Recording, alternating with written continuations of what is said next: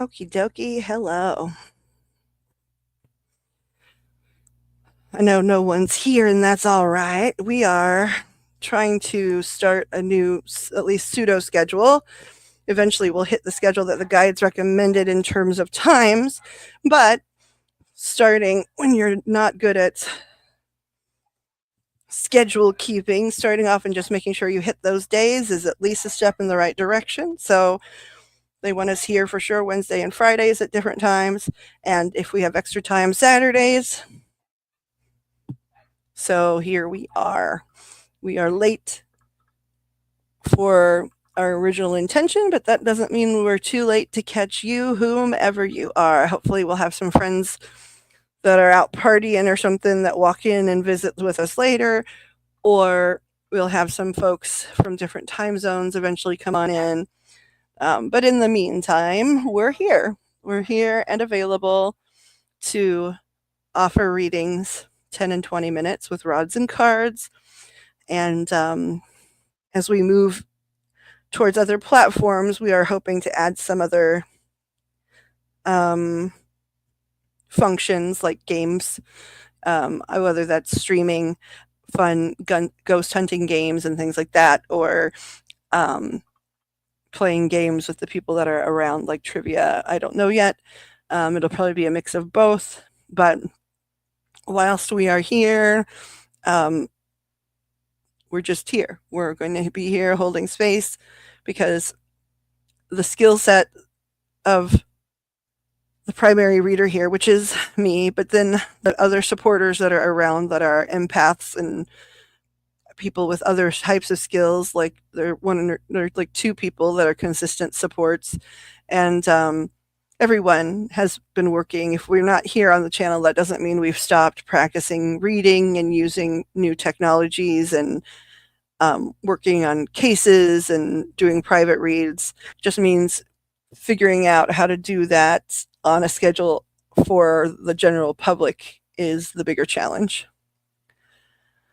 And figuring out, like, everybody's got different ethical points, because everybody has a different perspective in the world and different needs as well, and different points that they come here to learn in this lifetime. And so, some things that some people would do on a channel like this, I'm not willing to do. But then there are some things I do that other people would be like, what? No.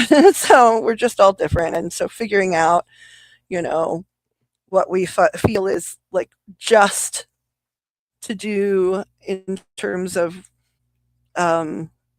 publicly and payment wise and things like that. It just, everybody has a different opinion on how that works.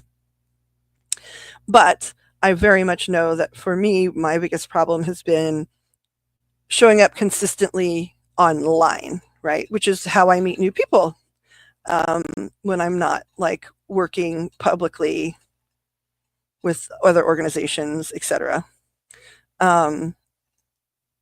So I need to work on that so that it's not like, because several times we've built up a handful of wonderful regulars, and then my health gets in the way or some big thing happens, and so the reading never stops and the channeling never stops and the learning never stops, but sometimes the going online does. So now the new goal is to just say, hey,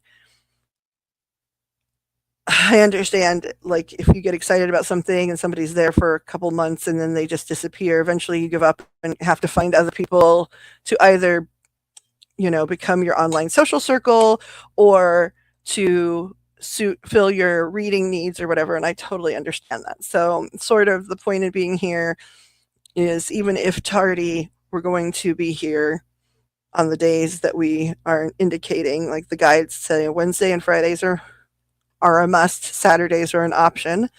So that is our goal, to show that, like, hey, we're going to be consistent. You can trust us because you can trust us with the readings. I think the regular clients that we've had can all attest to that. There's enough consistency and reliability there and generosity, I think, that they could speak highly of that. But in terms of keeping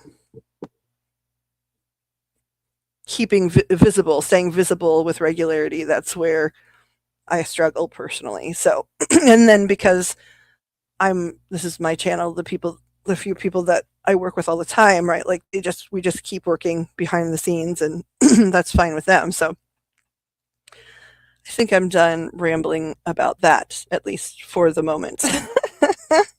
I was talking with Pixie a little while ago. She plans on coming in a little bit, and I'm trying right now to sort of sort out what I think I should be spending this time doing. I'm going to shuffle some cards. I've got my crystals here. They've already been cleansed. Um, all of my tools are lined up. So I think I'm going to be shuffling and hanging out.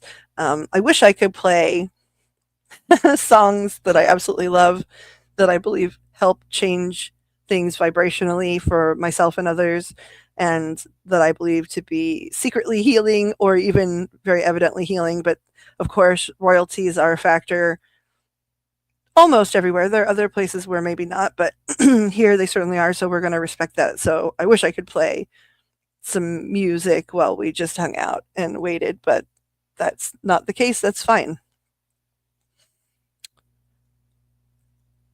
So I'm trying to decide what I'm going to do here. Ordinarily, if we were not online but we had gathered, we would probably do some reading on whatever case the guides keep very prominent in my head, and that's a couple of things. But the most recent one is the Lily and Jack Sullivan case. We've done a lot of reading. We've done a lot of using of the angel box, spirit box, whatever you want to call it, and the Seer app, and have gotten a lot of wonderful detailed information. And so that's good. So ordinarily we'd be doing some combination of that and, reading for people that wanted private readings and just voice box stuff, spirit box, angel box stuff, trying to get some general replies and talking to guides. I have more luck helping others speak to their guides than speaking directly to mine through the boxes. I mean, I know mine are talking, they're working, so that's part of why we're both working when that happens. So it's easier for us to help other people find their people. But so yeah, normally that's what we'd be doing. We'd be reading cases, we'd be doing private readings for individuals that requested them. We'd be reading cards and talking to, occasionally, that's more rare, talking to people from our past lives, and then talking to spirit guides is a little more common. And occasionally, recently, we've started to try and work on bringing loved ones that are in non-physical in on the angel box, and we've had some luck. Like they're learning, I think, probably from the other side, to utilize energy as well. And so it takes a little bit of time, but we've definitely heard some familiar voices. Some of them at this point can just say hello, sort of send their love, and some can, like one seemingly can talk a lot more. But he's also been gone the longest. So we're just, interested.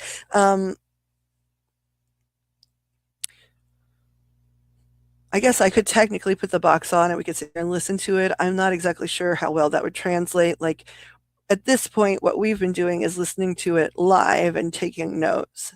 And then sometimes we record it and listen to it again. Sometimes we don't.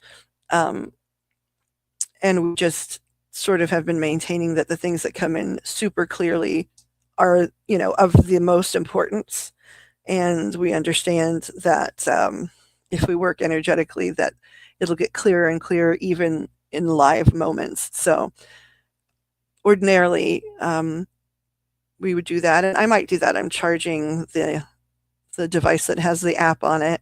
I'm charging the amplified box so that we can sit down and listen to the box live and see what comes through. That might be interesting, just because it might be motivated, there might be other spirits that are more motivated to talk to the general public than just to a handful of us. So perhaps we'll do that here in a moment. In the meantime, I think I'm going to shuffle a couple of decks and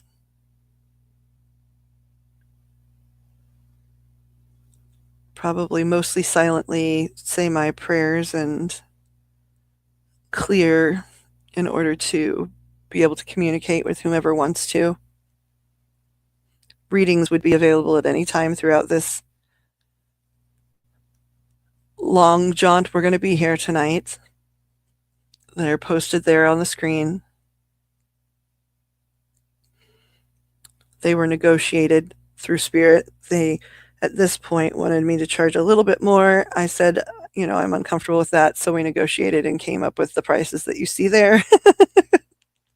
And they definitely are competitive, or even enough, in many cases, less than the average. That does not reflect the quality of the offering. It just reflects what I think is fair and what I think makes reading accessible to more people, but still fair to those of us that are working hard and expending energy. I've gone back and forth over the years on whether or not to charge for this kind of stuff, because it is spiritual and it's connected to source and it's divine in a lot of cases. And if I were independently wealthy, or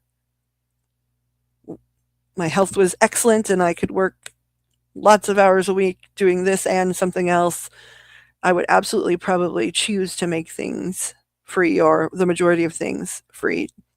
But when I sat down and thought about it, even holy people that hold holy positions in big religions get paid. Some of them obscenely too much. Some of them sort of on the mark of middle class existence, and to be fair, they are doing work. They're working 40 hours a week, whether it's to connect people to their faith or not. And so it is their time, it is their energy, it is them pouring their passion and beliefs into something and sharing it. And so, at the end of the day, I don't think it's unfair to ask for compensation in some manner. I'm somebody that wishes we could go back to the time where we were bartering everything, and that it'd be like, yeah, I'll give you a reading if you'll please bring me some tomatoes and some eggs. But unfortunately, at this particular juncture, that is not how we exchange currency energy. It's just an exchange of energy. Payment is an expression of appreciation, but also an expression of, hey, you put your energy in, and now this is me putting my energy in, because I spent my energy to earn those dollars. And that's just where we are in how we do that exchange in society at this particular time. I suspect I maybe was really more comfortable in past lives when somebody could just say, hey, I have a quilt. Would you help me with this? And be like, yay, I got a quilt. That makes more sense to me. But that's not how it works right now. So it's just exchange of energy. It's saying, I want your energy to help clarify this question for me, and I will put my energy forward in the form of dollars to show that I am equally engaged in this interaction, just as we do with anything. Sometimes readings can be sort of impulse buys for people, but there are plenty of people that are spending a lot of money right there, right near the cashier, buying magazines and gum and candy and all kinds of things, or in other impulse sections of stores, just buying it up. And so if it's an impulse reading, okay, well, it's still like buying an impulse item. And if it's something more deep than that, then of course you're going to want to show that you're energetically involved. If it's something that you desire a lot, a connection to one of your loved ones, or answers from some people that are in the ether that love you, whether that is relatives and friends that are in non-physical, or whether it is just your angels, archangels, guides,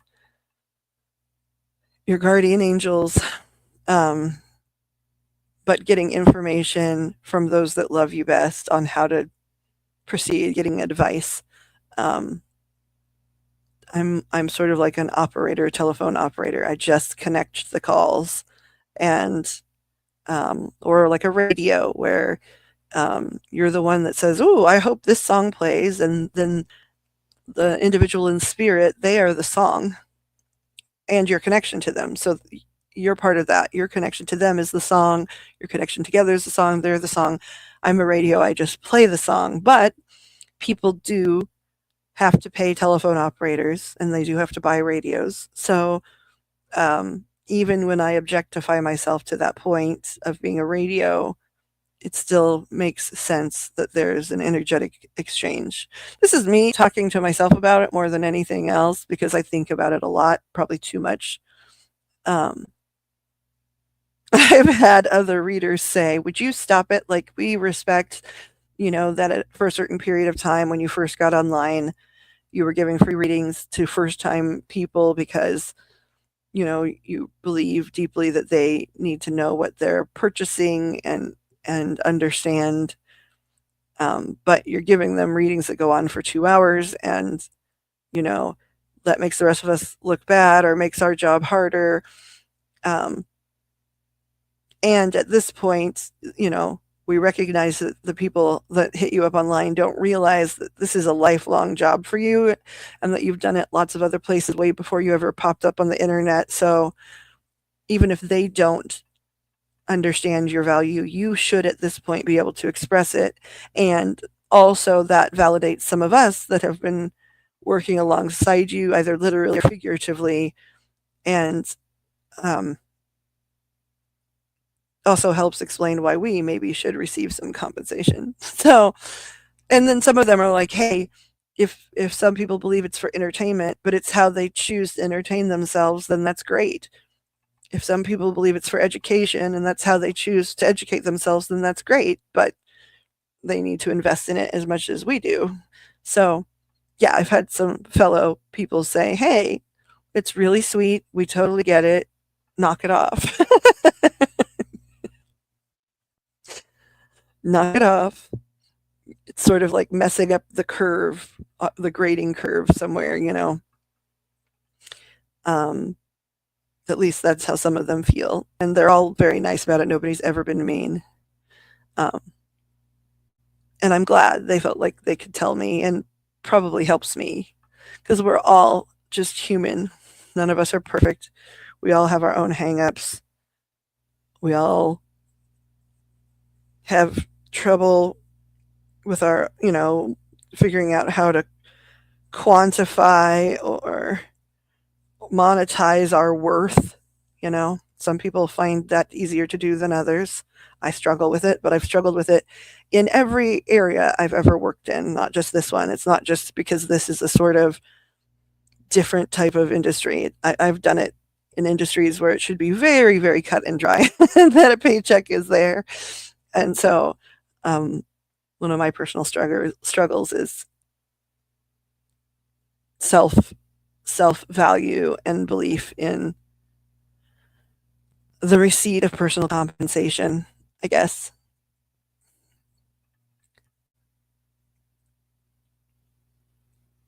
So that's some of the things that go through my mind when I decide to try and come back on here. And sometimes they're the things that keep me away as well. It's never been that I don't like doing readings, and it's never been that I believe there's no purpose to the readings. I believe in them very deeply for a lot of reasons. And I believe that no matter what angle you look at this type of thing from, there is value. Even if you're someone that says, "Oh, there's no magic here, there's no divinity involved." Okay, well, it still is an excellent tool to be used for self evaluation and self realization, and sort of helps hold your hand while you sit down and think through some of the things in your life and look at things in your life from different angles.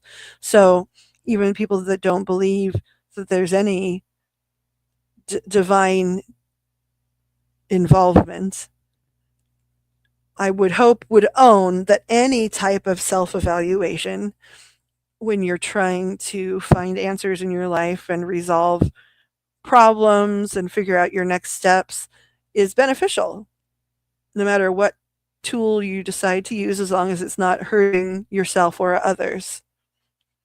And so I do think there's value for this type of work and exchange at all levels. I believe that there is divine involvement in almost every thought every single one of us has, is a collaboration with the divine, with God and all of God's collaborators. I've seen too many wonderful, beautiful, amazing things in my life to be able to think otherwise. And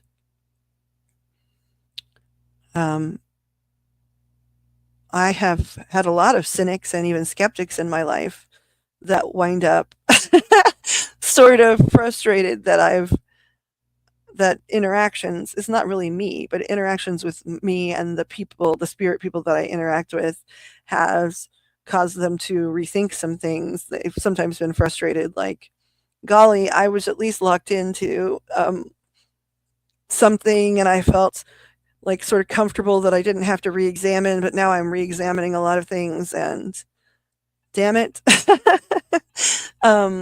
But it winds up usually being a good thing. And sometimes people say, hey, listen, I can't take it. And I'm not talking about non-believers. I'm talking about believers that are just start to be paranoid that like spirits watching them in the bathroom or something, and that it's just not for them. And I respect that as well. So, hi, Kat. How are you?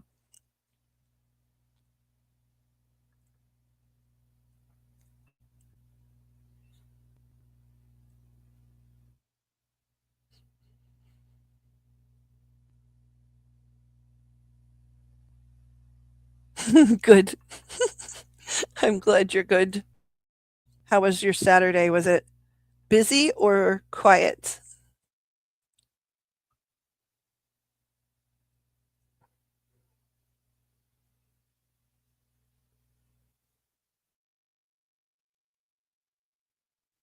Boring. I'm going to assume that means quiet.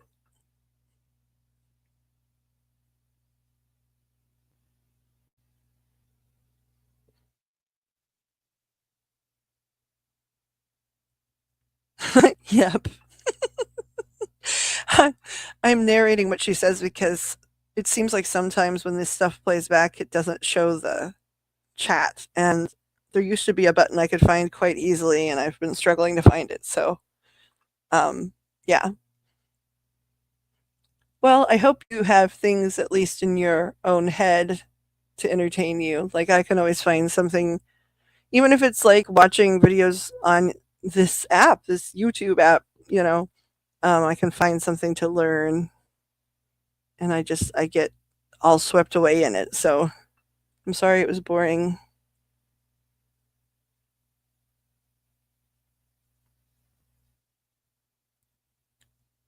Kat has been a mod for a lot of channels over the years. So I always just figure that you're modding somewhere and at least engaged in what's going on wherever that is.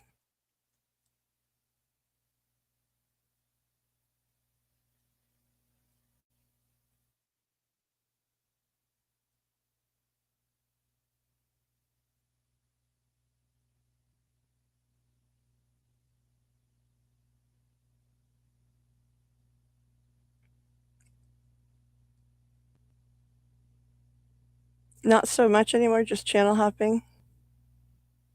Yeah.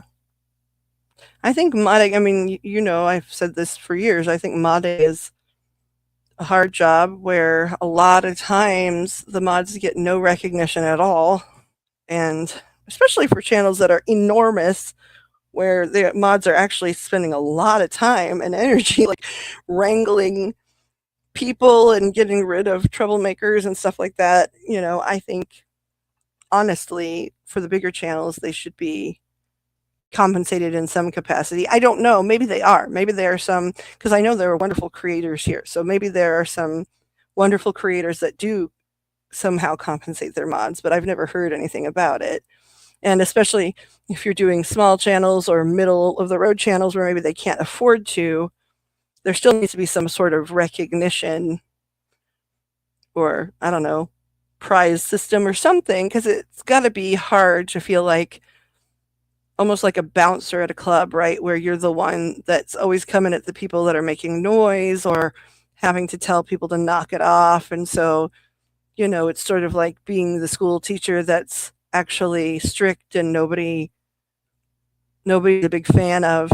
And, it's sort of hard to be in that situation, I think. Yeah, I'd like to pay up. I'd like to pay up. That's why we made those mugs and stuff. At least we did that, and we had like a channel with 50 people on it. And certainly, like I already have always known, like I already even have it written down that if this thing ever hit online, like it seems to be hitting offline in spurts throughout the last couple of years. If it ever hit online, like there would definitely be a percentage that of whatever came in that day that would go to the mods because it can't happen without them. Oh, yay! Desk mug. I don't even know if you got one though for a mod, which is what you are. I'm not sure if you got one of those. The wrench wench ones.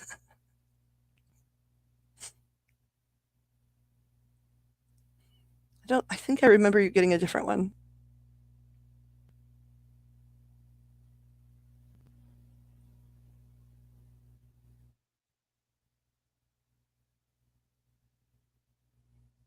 But you're right. Like I want to pay up. Like I have to nut up and charge, but once I get good at that, I should be able to. Welcome to the live stream. Okay, well that still is relevant to a mod.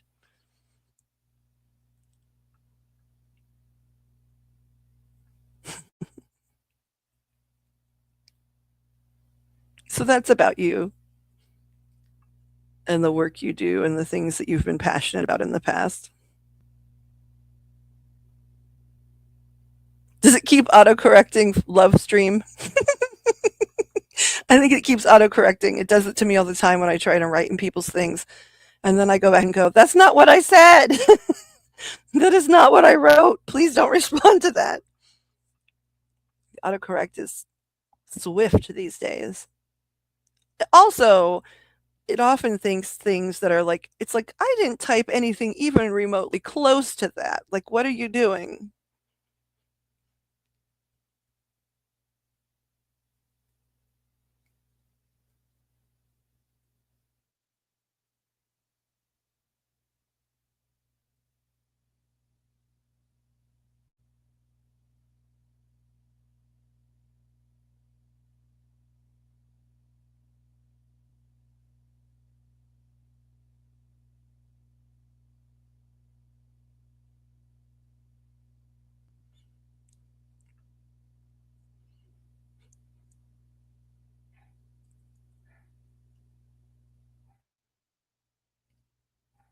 Oh, there's lots of dog barking. Cat like me has skills. Hers are in artistry. She works with glass. And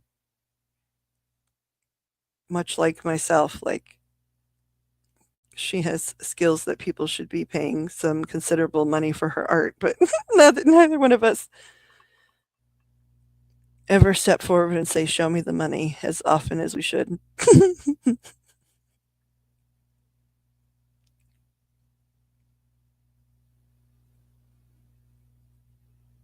I don't know if you've seen Cat, but Sage Goddess is having an enormous sale. Of course, my channel with like nobody here is not sponsored by Sage Goddess, but um, they are having a moving sale. So everything is 75% off. So some of the stuff that's really amazing is heavily discounted. And some of the stuff that's just, lovely stones, and but very basic is really inexpensive. And um, over the last couple of years, I've tried to buy from other places just to see, because you can get things for less money at other places.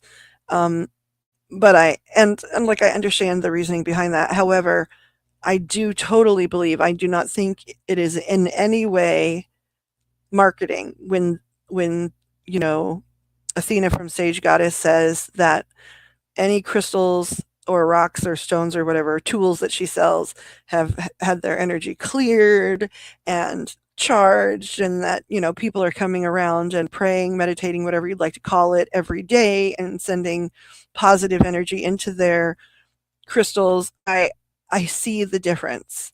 And I think there were times where I was hoping not to see the difference, because there is a different price point because of that too. But there is a strong difference. And also, she, always makes sure she's purchasing from ethically sourced, like mines where they really take good care of their employees. She's even bought some mines over the years, um, to make sure they were more ethically run. And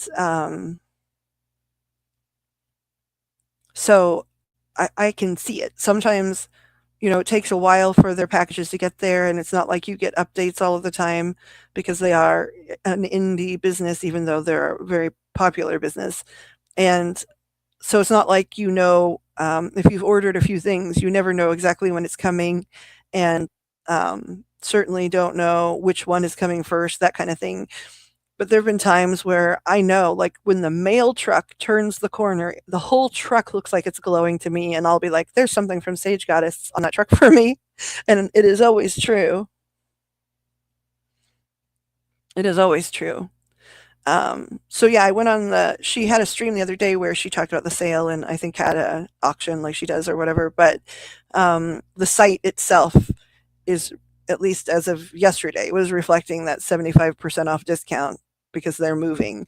And so people that need to stock up on basics, which for me, I believe everyone should have a fair amount of selenite if they're going to be regularly practicing spiritual type things. Um, and so they should have a fair amount of selenite, and certainly like a lot of black tourmaline. Um, some people prefer like black obsidian or onyx. I think tourmaline personally is the best. Um, and it seems like even like the tiniest piece of tourmaline seems more powerful than some other stones like that are giant. So um, I do think selenite and tourmaline should always be in people's houses. Selenite can clear itself and can clear other stones and charge them. So also, if you, in theory, if you couldn't afford higher prices, it's still smart to get some selenite from a place where they actually meditate and pray and send love and clear energy through their crystals. You buy your selenite there, you buy your tourmaline there, and then if you have to buy your stones other places, you can put them on the selenite to be cleared by this very high frequency stone. So it's like a wonderful sort of hack if you cannot afford to, purchase everything from there, to purchase the things that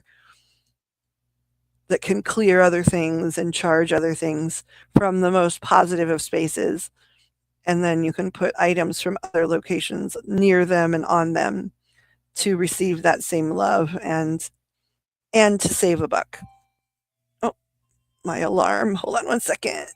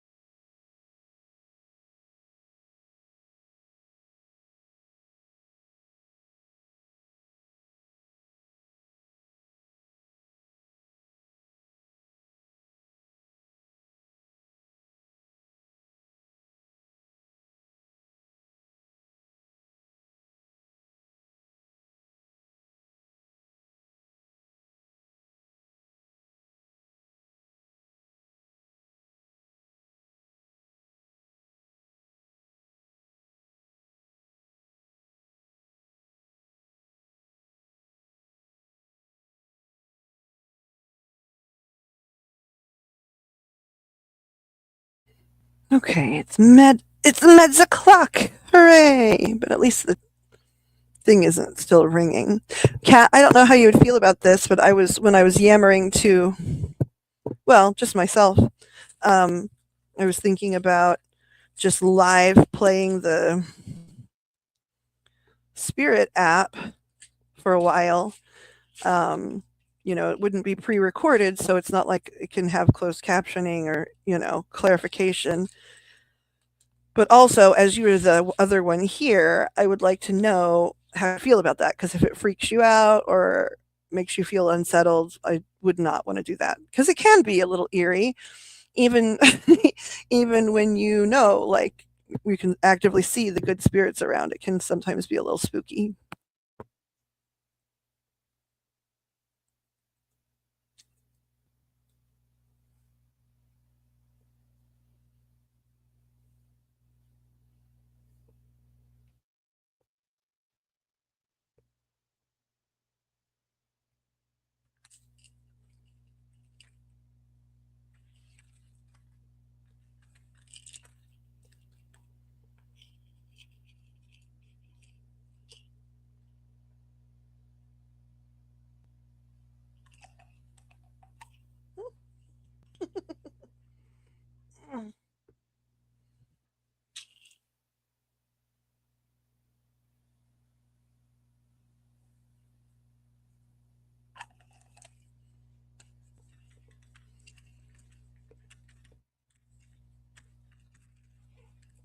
Okay, since I'm terrible at taking my medication and I'm taking a whole bunch, you said you've not been to her space for a while. What channels do you frequent? Like, I'm always interested because, you know, in people who I'm interested in, I'm interested in like what they're observing, who they're watching, what they're learning.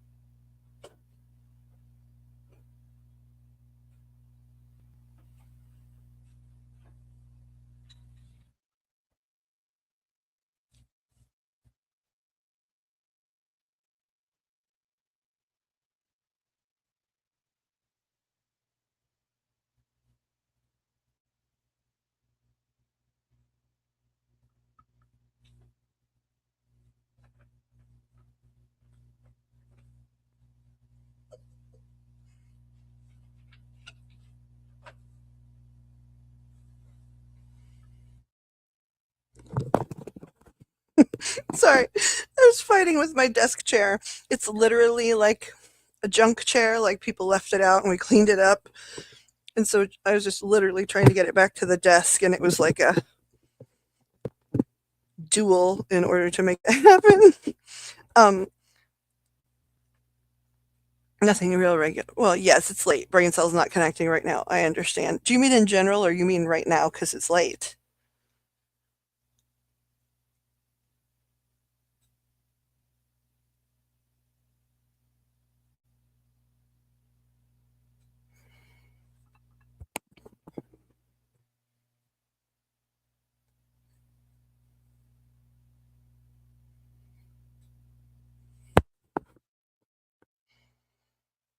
There's a deck of mine that I use all the time that is MIA, and I don't know, like, I don't know where it's wandered.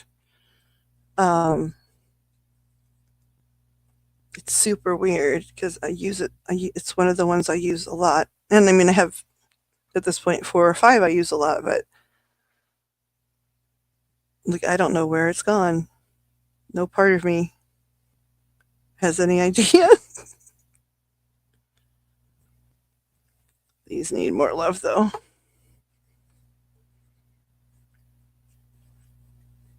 You've lost your stamina with night shows. I don't blame you. Pull that banner down here.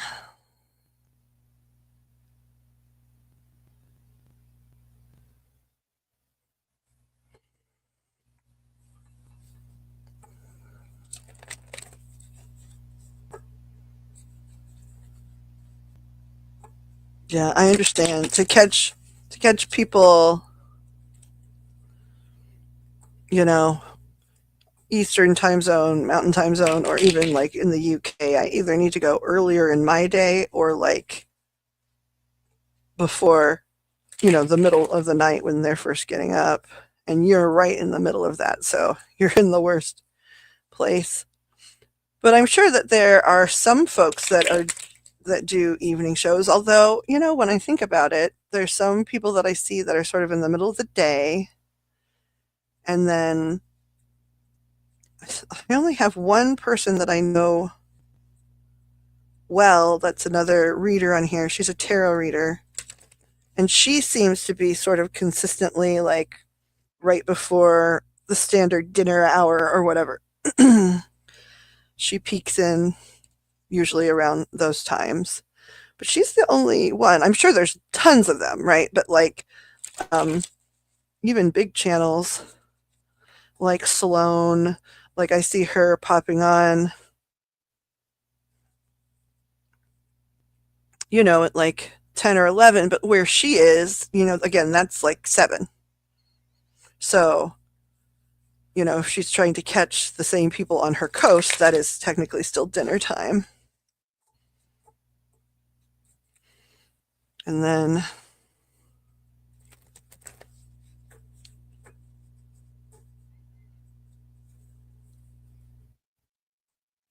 yeah, so I think some of the ones that are starting right around now, it's not as late where they are, so they're not really the night owls that we think they are.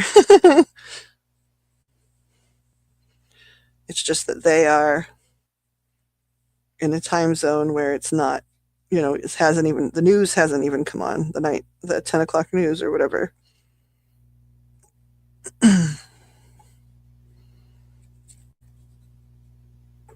Are there any midday shows that you like that you can recommend? Like, I know you're tired. If you can't think of it, that's fine.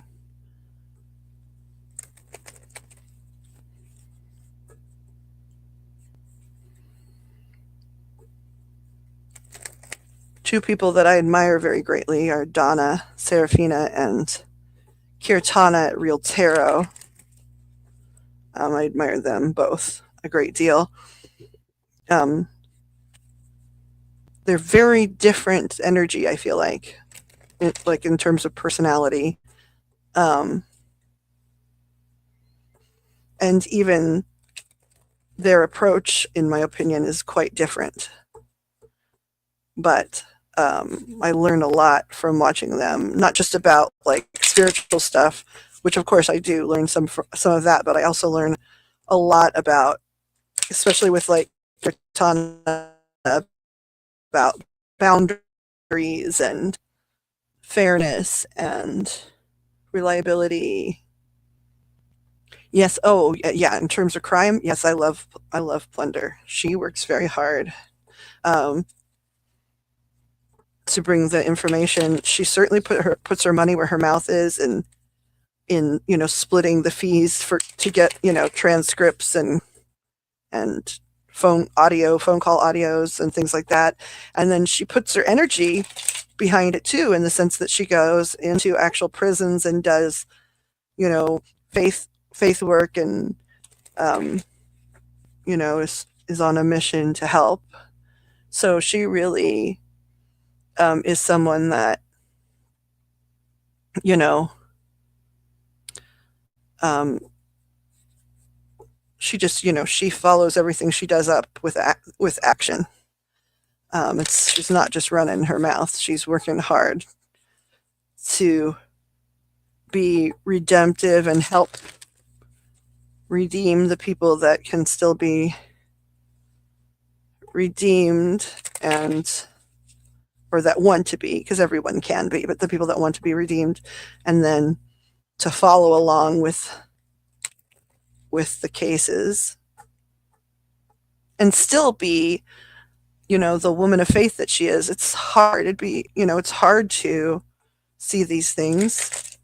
She sees them in a practical, like, video, audio, transcript, police report kind of, photographs kind of way, which is very hard.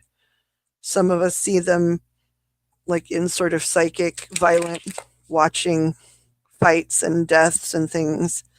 And it's really hard to stay faithful and consistent, and still be witness to all of that.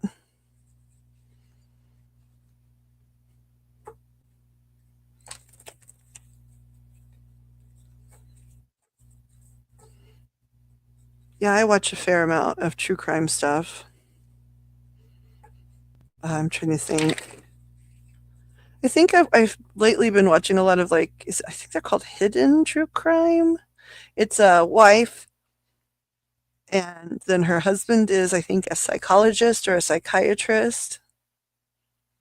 And I believe I don't know if they are Mormon or ex-Mormon or just in an area that's heavily populated with Mormons, because they seem to know quite a bit about that faith. And they seem to follow all cases, but they follow the cases that involve people from that faith more. And they're very cute together. I think I saw a post tonight saying they were going to go to one of the Gabby Petito fundraisers and help fundraise for the Gabby Petito Foundation, which I thought was cool.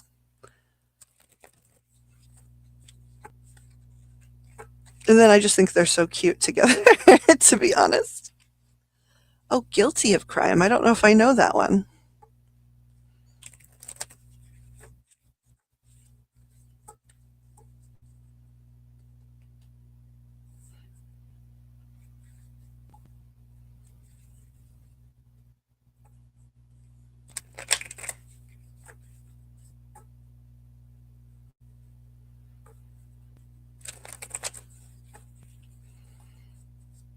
I do watch Annie Elise some. Yeah, John and Lauren. Okay, see, you knew their names, yeah. Yeah, they're sweet and cute together. And she's so professional, and I don't know the story of. I know that she was a reporter, like a news anchor of some kind, some sort of reporter, but I don't really know the story of, like, if she quit that for the motherhood, or if she just switched over to do stuff online because she felt like she could set her own schedule, or there was more freedom of speech or something. I don't know. But I know that she was a reporter of some kind. And they're an interesting pair of, and they're like, it's nice to have them both and hear them both have perspectives on things.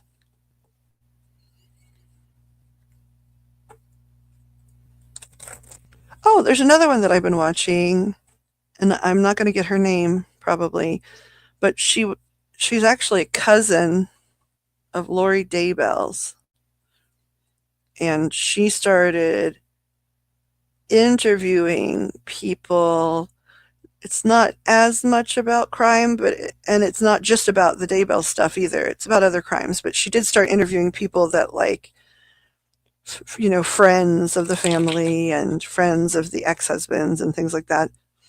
And having a channel like that, because I was thinking of her because I think she had John and Lauren on her channel. And then she had this man the other day that worked a job with Alex Cox, and they were friends because they were both comedians. And so he was confused, of course, but he also had a lot of nice things to say about, the Alex he knew, which I thought was interesting. And then, um,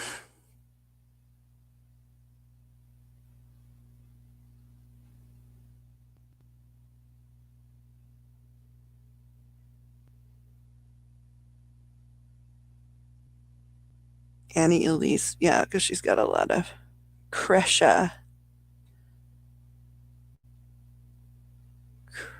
Kresha. I have to look that up.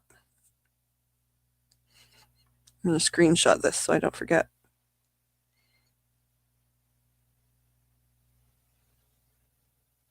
Okay.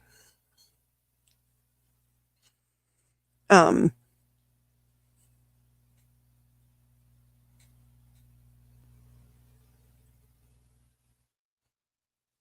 yeah, I don't know her.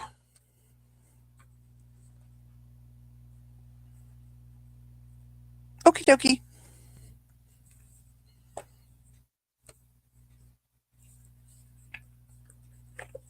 Woo!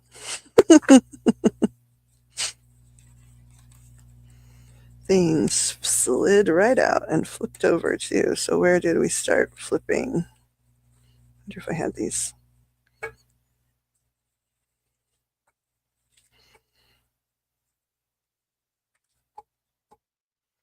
Shuffle my Ostara tarot because it hasn't come out for a while. I dream about it though, so I think it's going to come up into use soon. It'll trend back in somehow.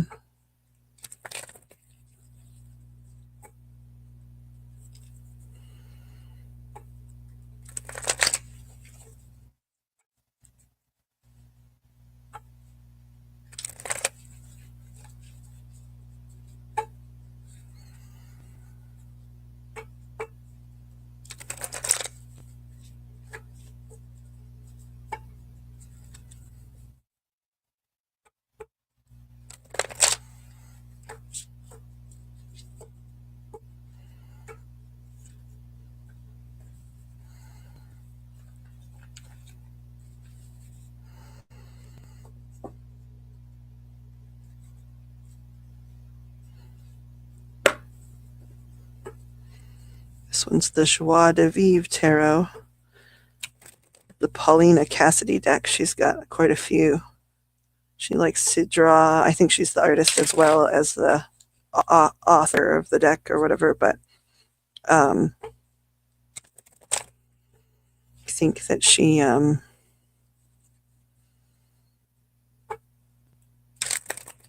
quite a few whimsical type decks. Like, let's see here.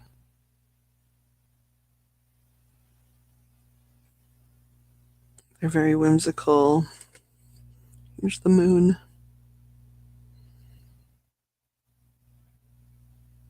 Closer is better. Okay, closer is better. Trying to not get that shine. Let's change the color. Okay, that's better. Still not great, but it's better. The Empress. They're pretty. Hello, Shift Team Rube. How are you today? There's a bit of a lag, so if you feel like there's a delay, it's not intentional. We're just lagging tonight a little bit.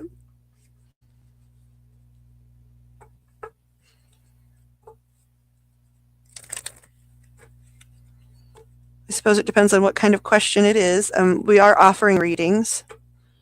Or if you're talking about a conversational question.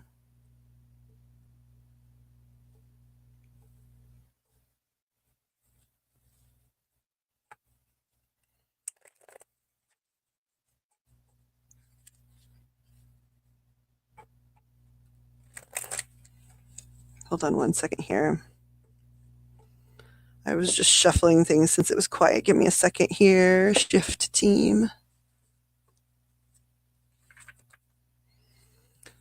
Can you do me a favor? I don't need to know huge details, but sometimes it helps me when I'm reading somebody I don't know at all. Can you give me your astrological signs? To me, it's not even necessarily about what sign you are. It's that the element. Sometimes spirit uses elements to help communicate with me. So I just would need to know like your sign and Joy's sign, or if you just know water, fire, that kind of stuff.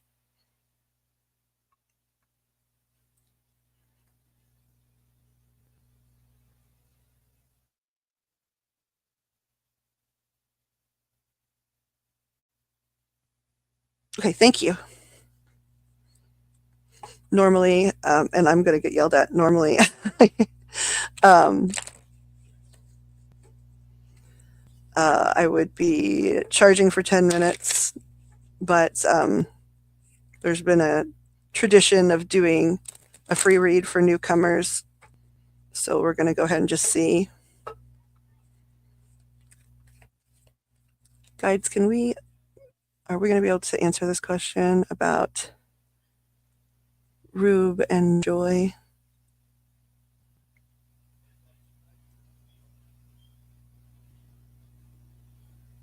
Virgo and Aquarius. Okay, so earth and air. All right, let's just see what we get. Please, the question is Joy messing with anybody outside of their relationship with Rube?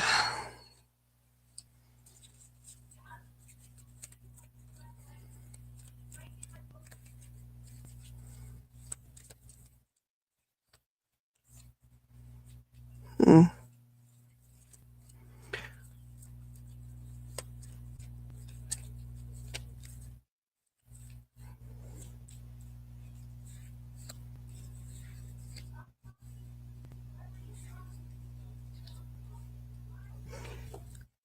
Do you guys have a history of being off and on in any way? I'm just asking because the Wheel of Fortune came up. And honestly, I don't care if you don't want to answer that question because you'd rather the read tell you.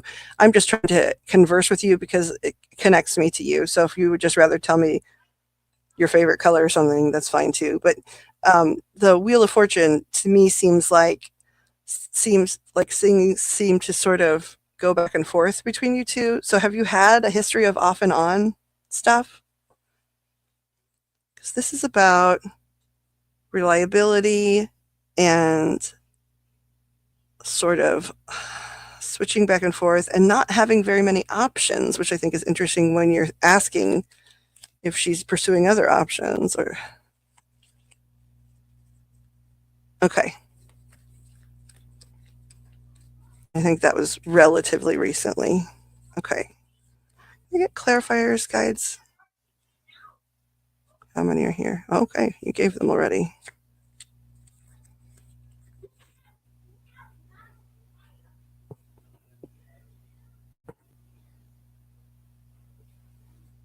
Reliability.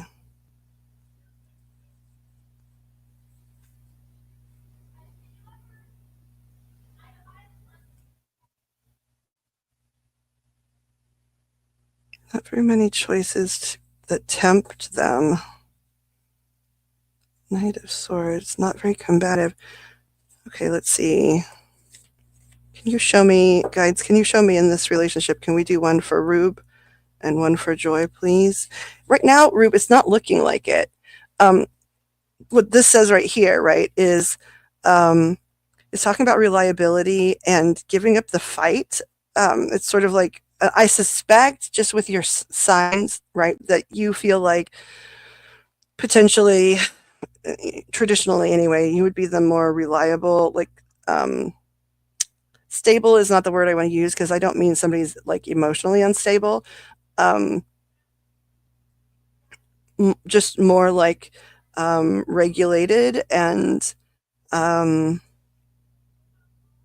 reliable is the best word I can think of. So it's sort of like there was a battle for a while where it's like, gosh, you don't feel like you turn up when you're supposed to, and you don't feel like you're doing the things you're supposed to, and that makes me suspect, that things are wrong. And I'm sort of given up fighting about that reliability thing. I'm throwing my hands in the air. And then, it says like the Wheel of Fortune, it's like could go back and forth like between things, but there's a lot of strength here. So it's sort of saying like, it doesn't even matter how the wheel turns. There's a lot of like strength of conviction, even when the wheel turns. And there's not very many people. There's not in this person's in Joy, whoever Joy is, there aren't that many options as far as they're concerned. And that doesn't mean they're saying like, oh, I have to choose someone, I don't have any options.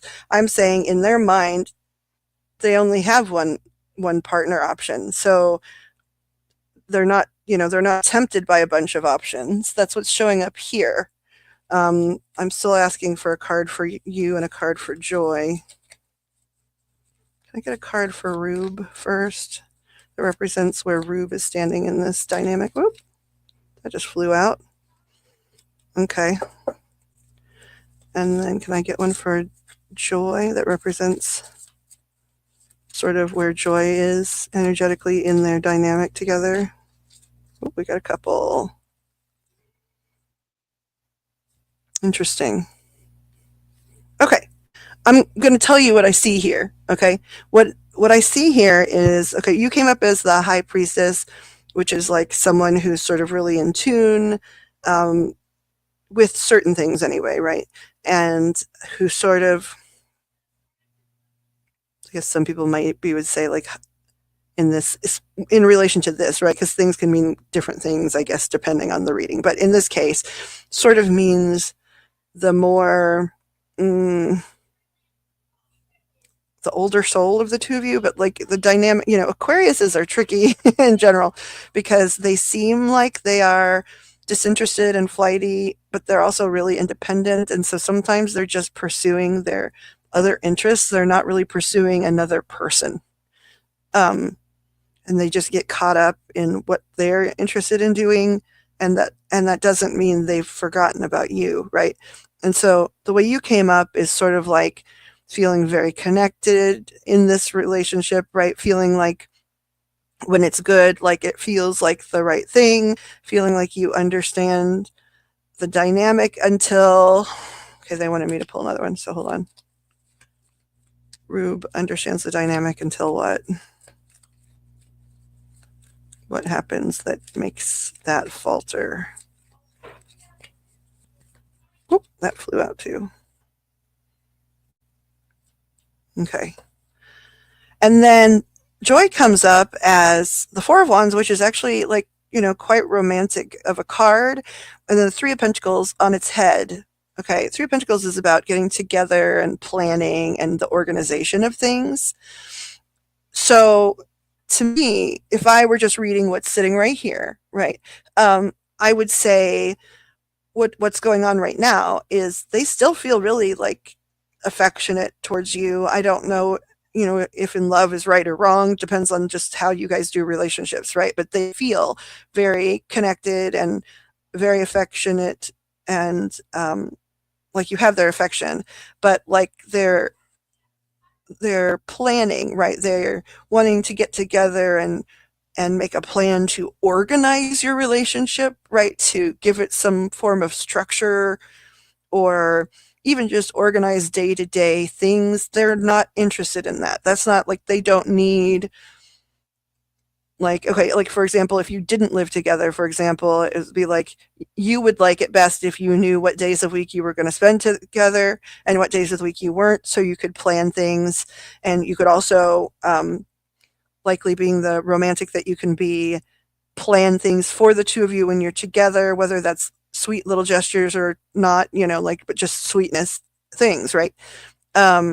Whereas and so for you, like when that gets interrupted, you feel like, oh, they're not interested, or they're not reliable, and that must mean that their brain is somewhere else and not on me. Whereas over here in this relationship, Joy appears to be feeling quite affectionate, but just completely disinterested in organization of a lot of things, right? Like, it's not just in your dynamic, like with their friends, they're not like out, saying every Tuesday I have wine day, with my girlfriend or whatever. It's just sort of more like, I want to be together because we feel like being together, not because it's Tuesday. Um, and then when I asked, like what you feel really connected, but what is it that interrupts that? It's for this is talking about you personally rather than like what does Joy do, but like what happens with Rube, right? What happens with Rube is that um, you start to overthink, basically. You start to overthink and think that some of the things you're seeing Joy do are signs um, of dissatisfaction or signs of being sneaky or something, and you overthink things. So you're overthinking, Joy's under planning. And so, I can see where already, like, even if everything else was okay, that can be confusing, right? If you need a little more structure and Joy doesn't, and then also you're overthinking and Joy isn't overthinking. Like, so I don't see anything in here. I mean, I see like that it's sort of like you really want it, you want it to feel, I don't know if you want it, I say it, when I say it, I mean your relationship. I don't know if you were wanting your relationship to feel more reliable or if you're wanting Joy to feel more reliable. Um, but it's sort of like that has gone on for some period of time where either you've asked for more reliability or you've waited to see or tried to infer it and maybe not come right out and ask. I'm not sure, but it's sort of like you've given up fighting for the reliability factor. And so, because that's not there and that makes you feel secure, then you overthink. But like, it's like, yeah, the wheel could turn any direction, but that's in any relationship and any situation in the world. But there's a lot of like strength and commitment here. And and then again, like there are no, there were, Joy does not see, at least as of right now, I see Joy thinking, oh, there's only one person that tempts me, right? Like they are not, if this was the other way around, it'd be like, oh, they just feel like there's a whole buffet of people, but there's only one person that tempts them, and that's you. And that's why they're here feeling all romantic-y, but just unable to like structure it. Um, does that clarify sort of how you're like, does that, do you feel like you want to ask another question, I guess is what I'm saying? Because I don't see anything here that makes it go, yep, she's running around, Joy's running around. Like, um, they they just seem like they don't want to sit down and like, because this is like people getting together and organizing, their plans, and it's like Joy can feel cuckoo crazy about you without organization.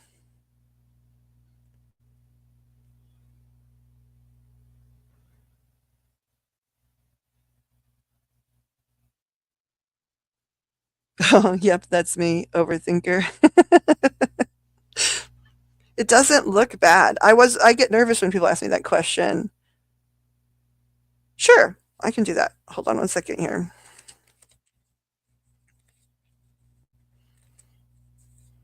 Now I'll tell you, I do hope you come back and hang out, even if when you come back and hang out in the future you don't want to pay for a reading. I respect and understand that, but I do hope you join us some other times when we're doing some other things.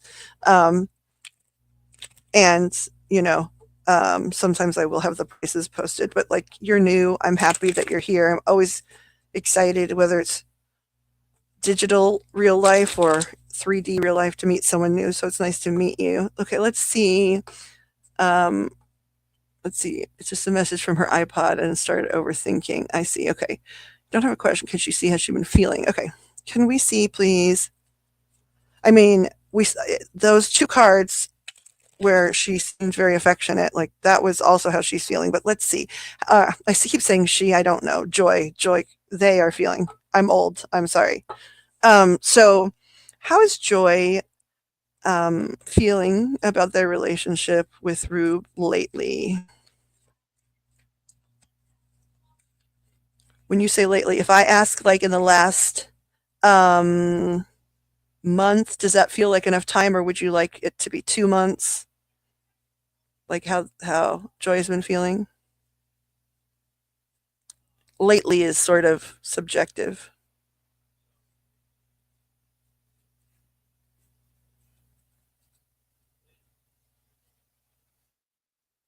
Oh, thank you. Yes, you're spot on. I'll be back for sure. Yay. Okay, couple months then. Okay. So, what we're hoping to find out is how has Joy been feeling about their relationship with Rube over the course of the last 2 or 3 months? The last couple months, how is Joy feeling about their relationship with Rube?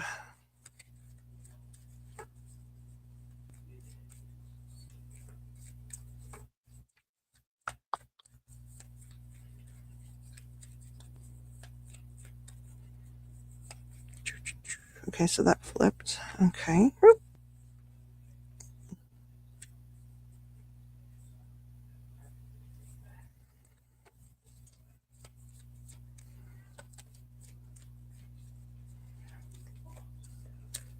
Hmm. Here, dropping things.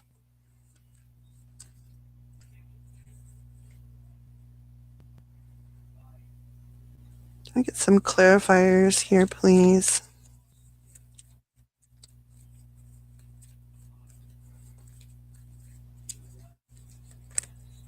Okay, it keeps trying to come out.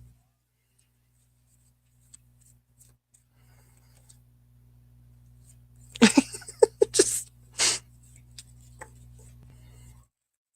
slippery fingers here. Need to slow down a little. There we go.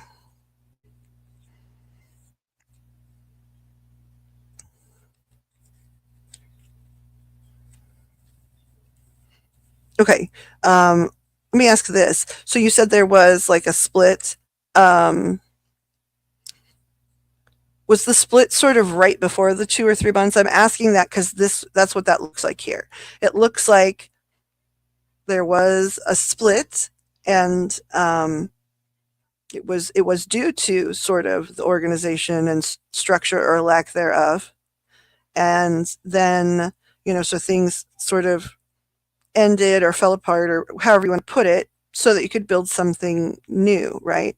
So that and sort of the time apart or disassembling it in taking a separation brought the sort of need to feel like you're arguing down. Um, and so now, this is interesting. It's sort of, I would like another clarifier if I could get one. Well, okay, first of all, this was the bottom of the deck, and that's interesting because it was in the first part in May last year. That's interesting. The last couple of months, I'll tell you what it says. Okay, so first of all, this is like the most romantic card in the deck. It's the Two of Cups. People talk about the Lovers, and the Lovers is romantic too, but this is like really wonderful. Now it's on its head, but that doesn't like don't panic, right? Um, but it's saying sort of like again, this is about like scheduling has affected the connection. Um, and that there's been something that's happened in that, because we asked about 2 or 3 months. There's been something that's happened in that time frame where you guys sort of took something apart because it was a source of sort of combat or feeling disgruntled in your dynamic, and that's going well. But do you know what I'm talking about? You don't have to tell me. I just need to know if you know what I'm talking about, because I'm not a perfect, like, I might be interpreting this wrong, but it really, it looks, I don't know if it's like scheduling. So if this organization means like something happened where like you got a lot less time together in the last couple of months, but um, and then that's caused some friction and like feeling like a little bit of trouble in feeling close. Um, but because of that, like it sort of caused a reboot of some kind. Like, can I get another clarifier for this, guides? Why this? I understand it's because of this, but okay. Overthinking. Have you guys just had a spat in that time frame? Less time together. Okay, I see the time, right? I see the time thing. And overthinking again.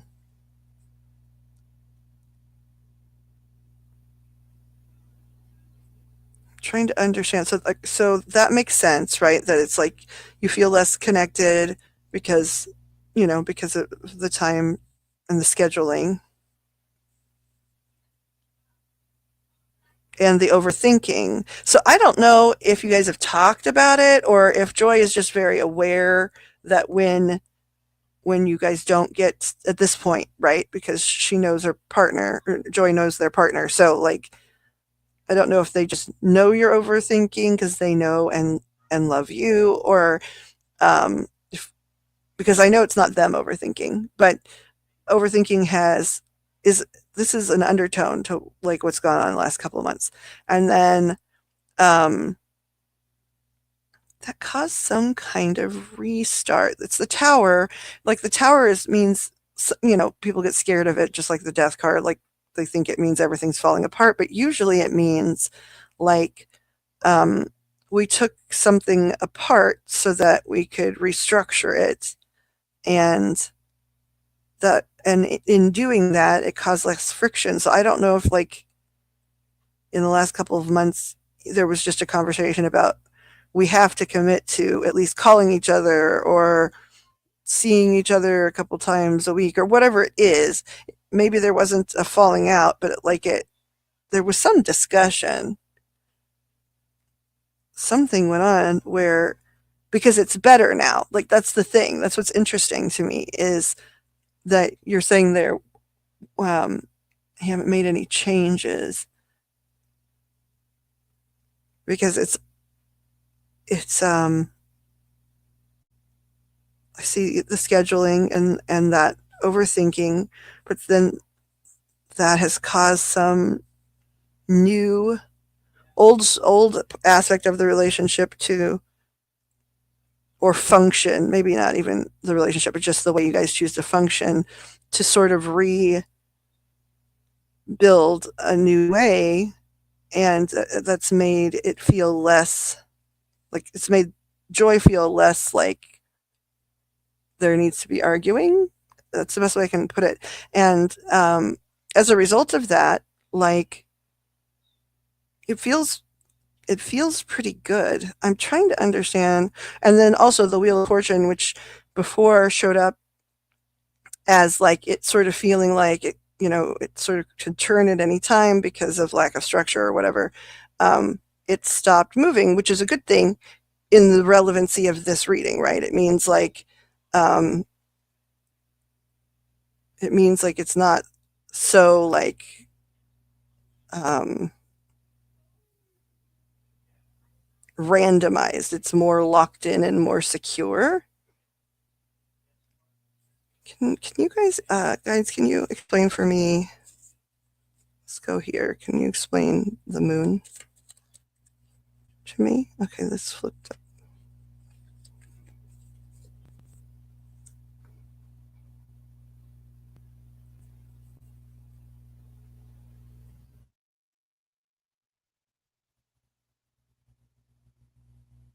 Mysterious generosity. So this is how she's feeling. I have to go back and what the question was.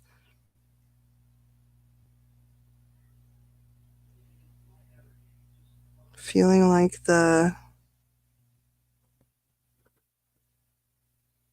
disorganization has caused a little bit of dip in the connection, but that's caused, a realization that's made them feel less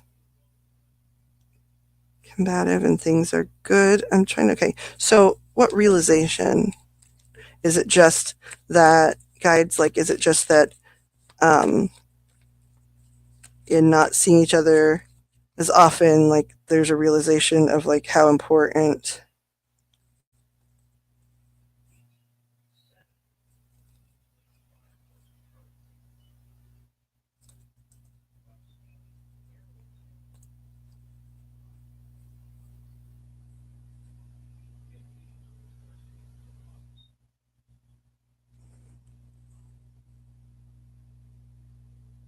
it doesn't have to be so heavily guarded, and it feels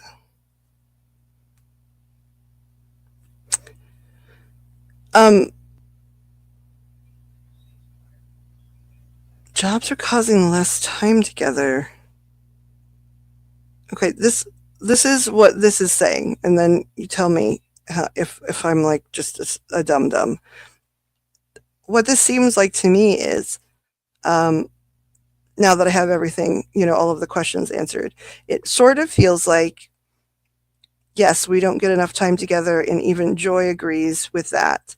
But because of things that happened in the past, um, about, about scheduling and having different personalities and that kind of thing, structure, um, this time where you are able, or you're seeing each other less because of work, has sort of made them realize that some of the problems you had in the past, when things basically what this is saying is, in the past, the fact that we spent less time together would really put my partner Rube in a tailspin. But even though we don't like it, they are much more chill about everything, and that makes me feel much more relaxed. It feels um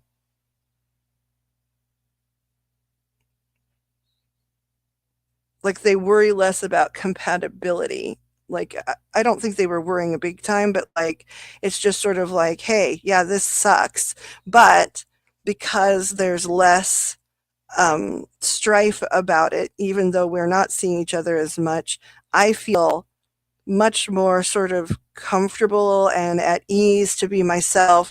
I feel like my partner is generously allowing sort of grace, when I know very much that they can sort of overthink, um, when we don't get the time that we both want together. And so that's what it's seeming like to me. It seems like, they also would like to see you more. That's right here, right? And they know that you have a tendency to overthink when you don't get to see each other. That's right here. And then I wasn't sure about this. That's why I asked for clarifiers. But this is about like the times before, when there's been in the past, like things have had to be restructured because of your difference in personalities and the way you express love and the time you need and the structure you need and that kind of stuff. But this right now, even though there is space that you don't both necessarily want, because you're not getting like, okay, so for example, one of the clarifiers is like a person that like super like overprotects everything, but it's upside down. So because you're not getting, at least as far as Joy knows, all anxiety ridden about, not spending enough time, and therefore feeling like you need to sort of put up defenses around your relationship. Instead, it's far less like that. It's far more relaxed, even though you're not super pleased about the time, but you recognize it's work related. And that makes Joy feel like way more free, like, hey, being me, I don't, I'm loved for me. I don't have to um worry about this the way I used to. Yeah, I know it's confusing. I'm sorry. That's why I was trying to get clarifiers because was struggling to understand this. But when we got the clarifiers, and I know I just sort of have a tendency to overtalk, but if you're asking how she's feeling, this would be the more direct way. She's not, or she or Joy, I'm sorry, they, I'm old. Joy, isn't thrilled, just like you're not thrilled, about the lack of time spent together. However, Joy feels much more relaxed in the dynamic because even though there's less time spent together, there's also less strife over that. Everyone's being understanding about why it's happening. And because of that, any worries that Joy had in the past about um, feeling like, oh man, I am in, like, I love this person, but I'm worried that I'm not a good fit for them because, my sort of floopy ways stress them out. Instead of that, Joy's feeling more like, yeah, no, like, um, accepted. I get just a couple more guides. Can we make this more succinct? Like 3 cards on how Joy feels in relationship the last 2 or 3 months.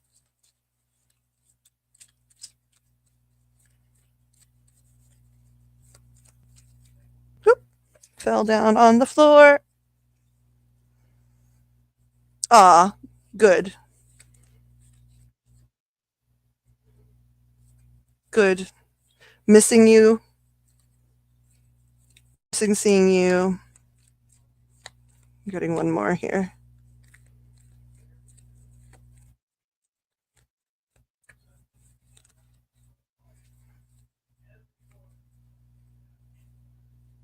Yeah. No, they feel good. They miss seeing you, but they feel good about the dynamic. And then, hold on, my guides said, and I follow what they say. So they just said to pull one card from here. This is the Universal Love deck. It's just going to be advice. Just what's your advice? I heard you guys say it. So what's your advice for Rube in relations to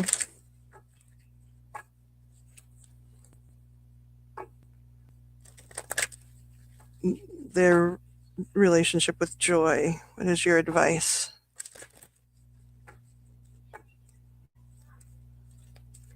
What's your advice for Rube?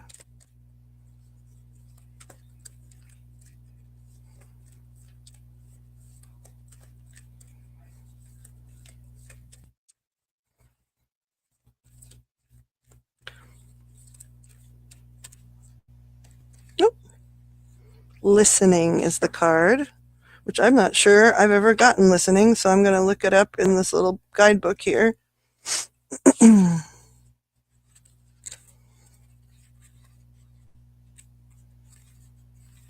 Here's the advice. It says, listening. You're about to receive an important message from your higher self or someone dear to you. This information you receive will clarify and shed light on something important to you. Over the coming days, try to relax and find time to switch off from the outside world. Bring your focus within and listen for intuitive whispers that flow through your mind or feelings that swell up within your heart. Listening is receptive and stillness is perceptive.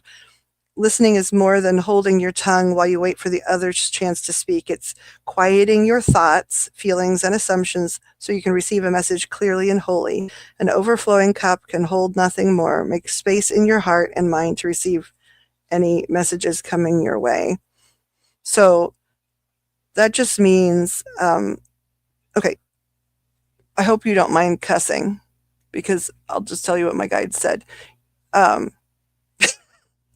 They, they said you can chill the fuck out because everything is okay. Other than, of course, like work getting in the way, but everything is okay. I don't know what message you got that freaked you out, but if you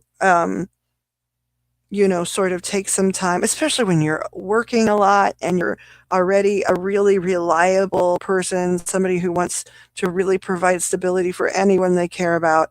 And then, um, you know, you don't get to see each other as often, and work is distressing and all that stuff. They're just saying, make sure you put some time in there to breathe and just listen, because at this point, yeah, I just heard it too.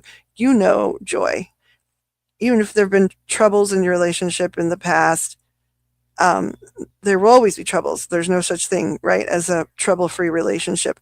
But Joy at this point pretty well. Your dynamic with Joy, and of course, especially when you think somebody's absolutely awesome, it's sort of natural to think that other people are interested in them, but that doesn't matter. Like, if you go in and just take some time to breathe and step away from all of the things that are going on, like with work and reliability and things like that, and try and just put that away for just even 5 minutes and really think, like, in my heart of hearts, do I know that Joy cares about me? There really certain the answer is going to be yes.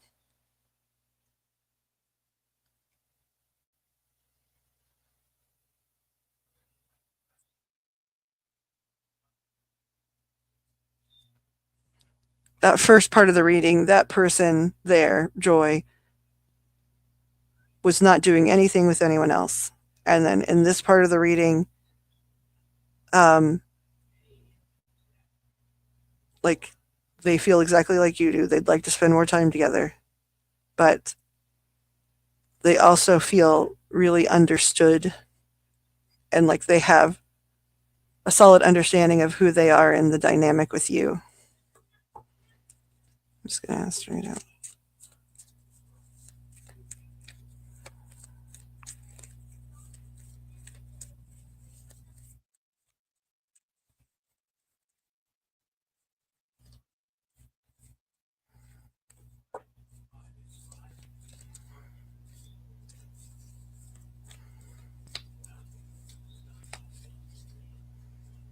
Yeah, no, she feels really balanced. That makes sense, hon. I know I have a tendency to talk in circles.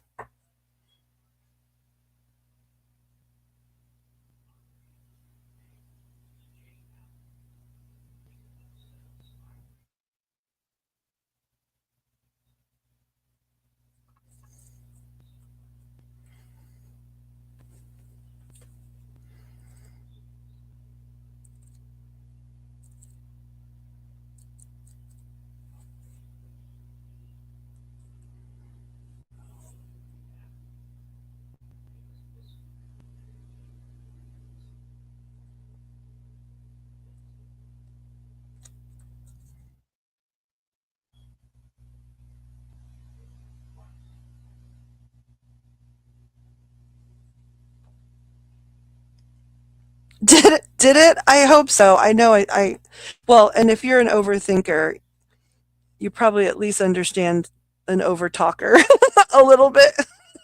But basically, it's that you guys have a lot on your plates, and that makes any relationship challenging. But you guys can, like, Joy feels more secure now, in your guys is more confident in your ability to handle it. I don't know what you guys did in the past that um, together made it so that, like, when whatever it was when you split up and got back together, I don't know what you did in order to work on your dynamic. But whatever it is, when all that happened a long time ago, now that things are being tested with less time together, Joy has way more confidence in the strength of your bond.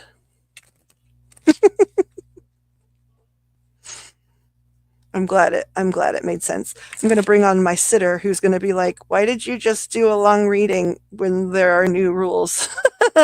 Been together for 4 years. It's your best relationship yet, your first real one. You're only 23. You love her so much to see you marrying her and starting a family. Oh, that's sweet. Um, well, she certainly feels way more um, secure I can see that you're both frustrated with the time you get together and that you feel less connected because literally it's not because there's a problem with you, it's because you literally haven't had time to connect. And who knows, maybe it would make you not, this is just me, this is not spirit talking, so this is just going to be stupid. Um, I can't tell what Pixie put in there. Hi, hold on, let me let you on. This is just, I'm just an old lady, so this is just me saying this. But, if for some reason, like, you still, feel, a little bit anxious about the time you're spending apart because of work, um, like they said, listen and quietly take some time to sort of whatever your version of like meditate, sit quietly, pray, whatever it is, but make sure you have just a little window of time to just clear all of the other stuff that causes anxiety and listen to your heart and your head and your soul. And you'll know that joy cares about you. And um, this was going to be my part of the advice, which is if you feel like because of that time frame with work and things there's a disconnect, maybe you can think of some really silly little thing like that you can start a tradition, right? Whether it's like sending like, you know, like telling a joke. It's like the joke, it's Wednesday is make each other laugh day or whatever it is, whatever that's special between the two of you, where even if you're not in the same place and you're working, there's some symbol that you can send um, that creates some sort of affection interaction. Um, it might make it you both feel a little bit better. Like if you have a special little ritual, even being really far apart. 4 years, 23, yeah.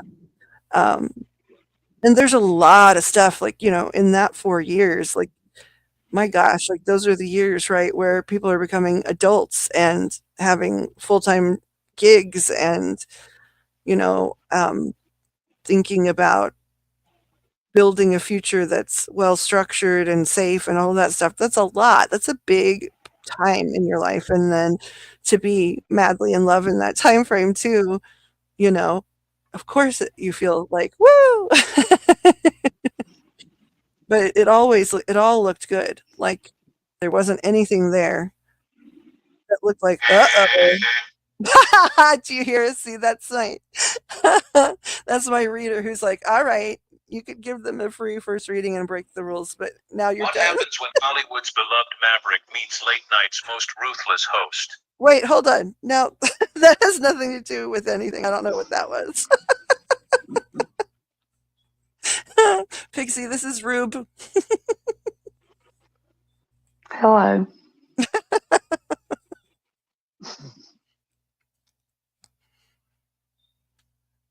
I think it's sweet.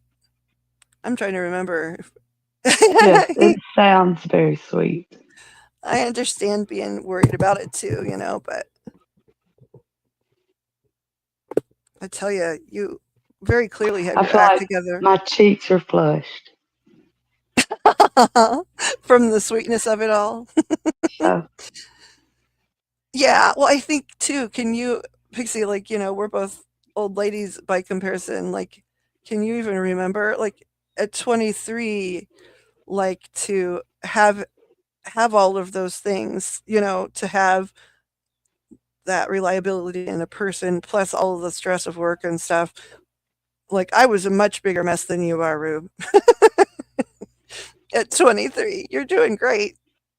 And it sounds like if Joy is going to work and working hard and it's because and you both are, you know, you guys definitely have like work ethic in common and each other in common for 4 years, I think it's natural to worry when you're very different people, like opposites attract and all of that, but I still think it looked good. I still worry, and I'm an old lady. Yeah. I mean, that's totally true. We're as old ladies, we sit around talking about that stuff. Like it doesn't, to some degree, it doesn't change, right? But the more you allow each other to be themselves as you get to know each other, right? Even if it feels like chaos to one and like confinement to the other, right? Eventually, I mean, you've already done it for 4 years. You guys, things are good.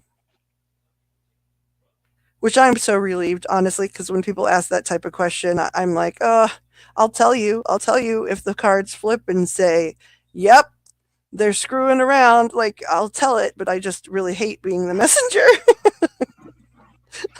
I'm as relieved as you are to see everything look Good good, news. right?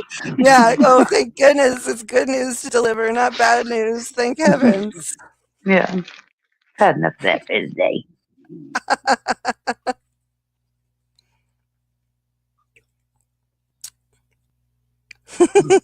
You're welcome. I'm so glad you stopped in. I'm glad the blue blah blah blah made sense, and we surely hope to see you again soon. You're Tell welcome to your hang out. friends, family, Yes, coworkers, please do. Like these are, and spread the word. I'm gonna do this part because I'm supposed to, and because the lady that helps me be have boundaries in the world. This is what the menu looks like for people after they have had their first free reading, right? So it's not too insane. Good, we'll do. Great. We're going to be here mostly Wednesdays, Fridays, Saturdays. Please do subscribe if you feel like it. Hit that notification button. Oh, yeah. I always forget about that part. I'm just not very good. I can promote anyone in the whole world. I've gotten people jobs and Accept yourself. except for me, right? Like, but I've gotten fellow, when I was in acting, like fellow actors, like I'd just call up the people I knew and be like, hey, I heard you had an opening in the show and this person should do it. And I'd tell them why, and then they'd hire them. And like, I wasn't even a part of that team, I can sell anyone. And because I believe in people, right? I really super believe in them. So I'm not lying when I'm calling to promote whatever it is. If I'm promoting it, it's something I believe in, and people seem to understand that. But then doing it for yourself, man, I'm terrible at that. Like, so Pixie is trying to help me have, have some like boundaries that are like, promoting myself as much as I do everyone else. I And could I'm here to testify. She's like spooky. No, not really spooky. Spooky in a boo. good way. That's just my sense of humor. Sorry. I don't remember phrase this. I could tell you some stories. How about that? I could tell Spooky. you some stories. I no doubt in my mind. No doubt in her mind that I'm spooky. Spooky. But a good spooky, like you know Good what at I'm good saying. at You know this me, work. you know what I'm saying. I'm I'm good at trying this to work. be nice and keep my words nice and I understand. Well, and I'm good at this work. You're not lying. I am. My good's not the word for it. She's my got stats. receipts. Right. That's what I was going to say. My statistics when my British friend who's like a mathematician, right, like runs my stats, right versus wrong. My stats are pretty good. I recognize that, right? But it still is always harder to sell yourself. I think some people seem to be really good at self promotion. Like it's natural and honestly it's part of survival, so it makes sense that people are good at it, but I just never have been.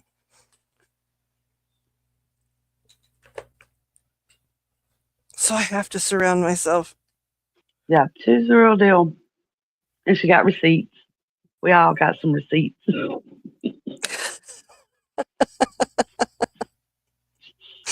Thanks, Kat. She said, yep.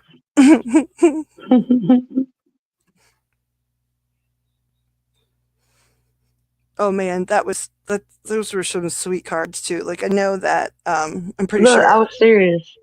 My cheeks felt a little flushed. Like I just wanted to smile listening to you with that reading. Well, and I It understand. was a nice change. Yeah, well, yeah, from reading crime and stuff. Oh, absolutely, it was lovely Mm. to get a break to do that. But also, like, you know, I asked for their signs just so I could get the idea of their elements, right? And it was already like, ooh, I feel like really different people here, like two really different people. And then it was an Aquarius and a Virgo, and it was like, yep, you can't get much, you know. And guides, to at least when I do this stuff, they don't seem to care like if somebody's a Cancer versus a Scorpio, at least not in my guidance team, but they do talk a lot about elements, fire, water, earth, air, ether. And so knowing the signs in that way helps me also recognize who we're talking about in the cards, right? Like if there's a heavy earth symbolism in the cards, I know probably which partner we're talking about. Versus the other. And I think I've already shuffled. I'll have to rewind later. But if I even, it's always hard for me, this, like after a reading, even though that was mostly reading and some like guide channeling advice. They said a few things, but I'm pretty sure most of the cards that weren't major arcana cards that we just saw were literally pentacles or wands, or I'm sorry, or like swords, which it's like um it was like air and earth, which is what they are. So I have to go back and double check that and see. um but yeah, too, like, it was adorable too, that to me, that it was like, probably I don't know if I would have gotten Aquarius. I would have been, it would have been one of three guesses, right? But Virgo was so obvious to me right away because they're so, and like we all here have known some Virgos very closely. And and so like the really the desire to be a provider of stability and the need for a certain type, but it's a type of stability that Virgos need, that, that everybody's different, got different versions of stability, right? They're not super duper, at least not usually, like into, it doesn't like have to be super trendy, you know what I mean? It's not like flashy. It's just reliability um and and having a good high quality life and existence, right? Having nice things, nice food, nice place to live, but it doesn't have to be flashy or trendy. It's just, hey, I really want to give things that are important to my loved ones to them, and that are important to their well-being and safety and happiness. And then that overthinking card came out. It was like, yes, yes, yes. I mean, I think I'm a chronic overthinker too. However, I have I have that particular sign like right there in my chart, pretty heavy, even though I'm not a Virgo. Oh my goodness. Oh, you sent me messages and I didn't see them, so hold on a second.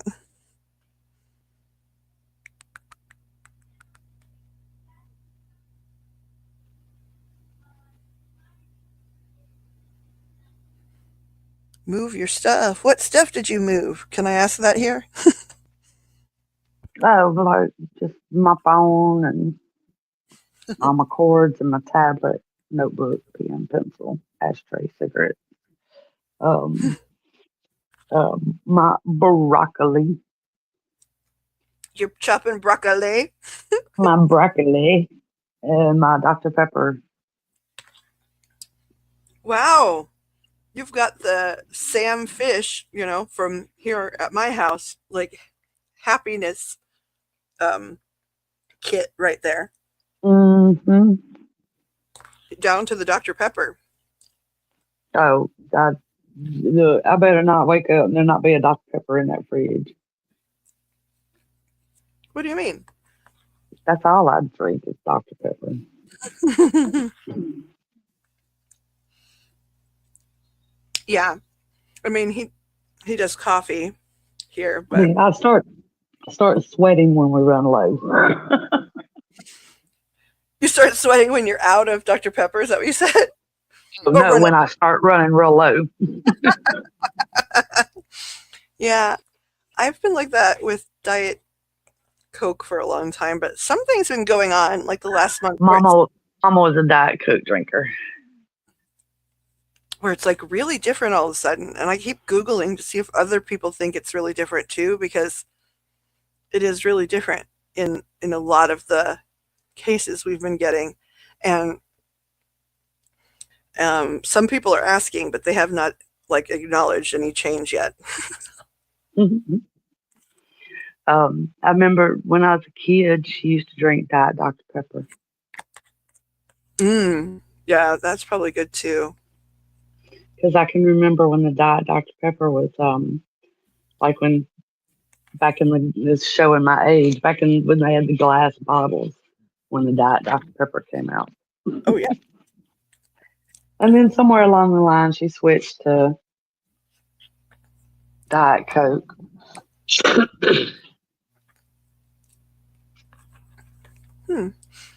Yeah, She was like me. She was like me with her Diet Coke, like I am with my Dr. Pepper. yeah, I have been a lot because I can't have coffee. I mean, I like it, but it hates me so much. Like you've seen those shirts that said, I have Dr. Pepper running through my veins. That's me. Yeah, me with Diet Coke. And the thing is, with coffee, I mean, I think you were around for this recently, right? Where, um, for I've always known I can't have it, like because anytime I tried it, like it was like almost immediate sickness. Like it wasn't even like just like how people's digestion gets affected. It was like just immediate sickness. And so, I've had people over the years be like, "What? No, that's impossible," and try to give me all these different coffee products, and be like, "Find one. It's because it's a crime that you don't like it or whatever." And but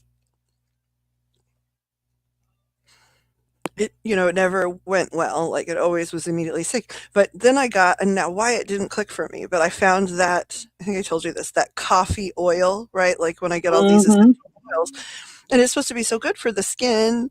And I didn't I think remember you telling me about this. right. And then I put it on myself when it first got there, and I love the smell of coffee or whatever. But like as soon as like I mean, I guess not as soon, right? Because it took a few minutes, but it was like pretty much as soon as it was absorbed, things started going Mm-hmm. really wrong. Almost anaphylactic type of wrong. Like things were like I put a little bit of oil in my hand and like put it on my face, and my throat starts closing up and I can't swallow. And And, it was then like, Dan put it on his beard, didn't he? yes, right, because I was like, here, you can have this because Mm-hmm. it's so wonderful. I can't use it. And then actually, even before like that happened, um, he would use it, and if I like went into the space right after, the smell of it would actually start closing my throat up, which was like, what? Mm-hmm. Like this is weird. And the only thing I could figure was like, okay, he's using it like after a shower, so it's foggy in here, and it's was an oil, and somehow with the fog, like maybe I breathed it, rather than it just being a smell, like I actually breathed in molecules or something. That's the only thing I can figure. But then that day where I was styling his beard, and I'd restyled it and cut it, and he went from looking like a yeti to like a guy that models like watches. Those it's like those salt and pepper guys that are always like modeling for watch companies, or cologne or whatever. And so I had no problem when I was trimming it and stuff, but then when he went away, he had put the oil in it. Well, I kept trying to fix it and scrunch it and like try to like just make sure everything looked good once it had dried. And he didn't tell me it was in there. And I was like, something's really wrong. Like I can't swallow, I can't breathe, my heart is racing.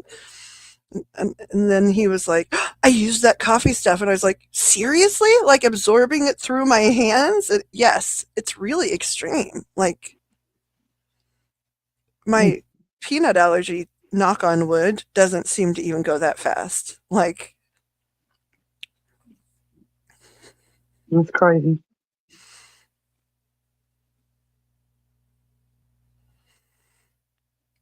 yeah. I don't know. I'll have to look it up and see, like, if it's, I forgot, but like I usually go straight to like the message boards for people that have some of my similar illnesses, right? So it's like I go and see like if the people with the mast cell activation group have a problem with whatever it is, or the ones with the Ehlers-Danlos or the MS or whatever, and I haven't done that. But I would like to. I probably should. And see. Girls, can you drink coffee or what? Like, what's up with this? Because that was fast. Yeah. So I did fudge and gave that lovely human first free reading, but I showed them the menu. And also I love the buzzer. Which one? I only heard one. Did you Oh, play you didn't one? hear the first one? No, I only heard one, and then I heard like an ad or something where it was like the people in Funny the too. That's funny too because the first one was the loudest. Really? The one I heard went Yeah, like a basketball one, yeah. This one was like like not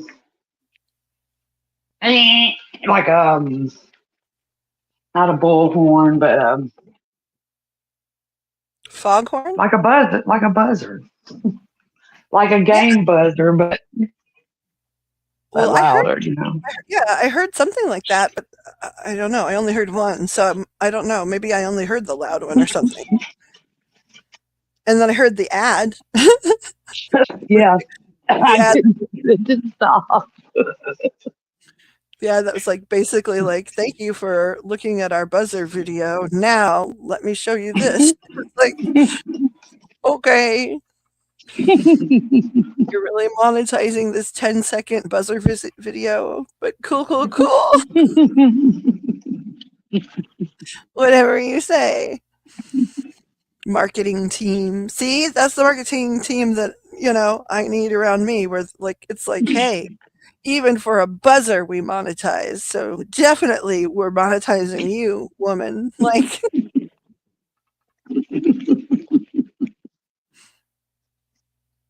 Oh man. okay, so shuffling. I was shuffling. Do do do.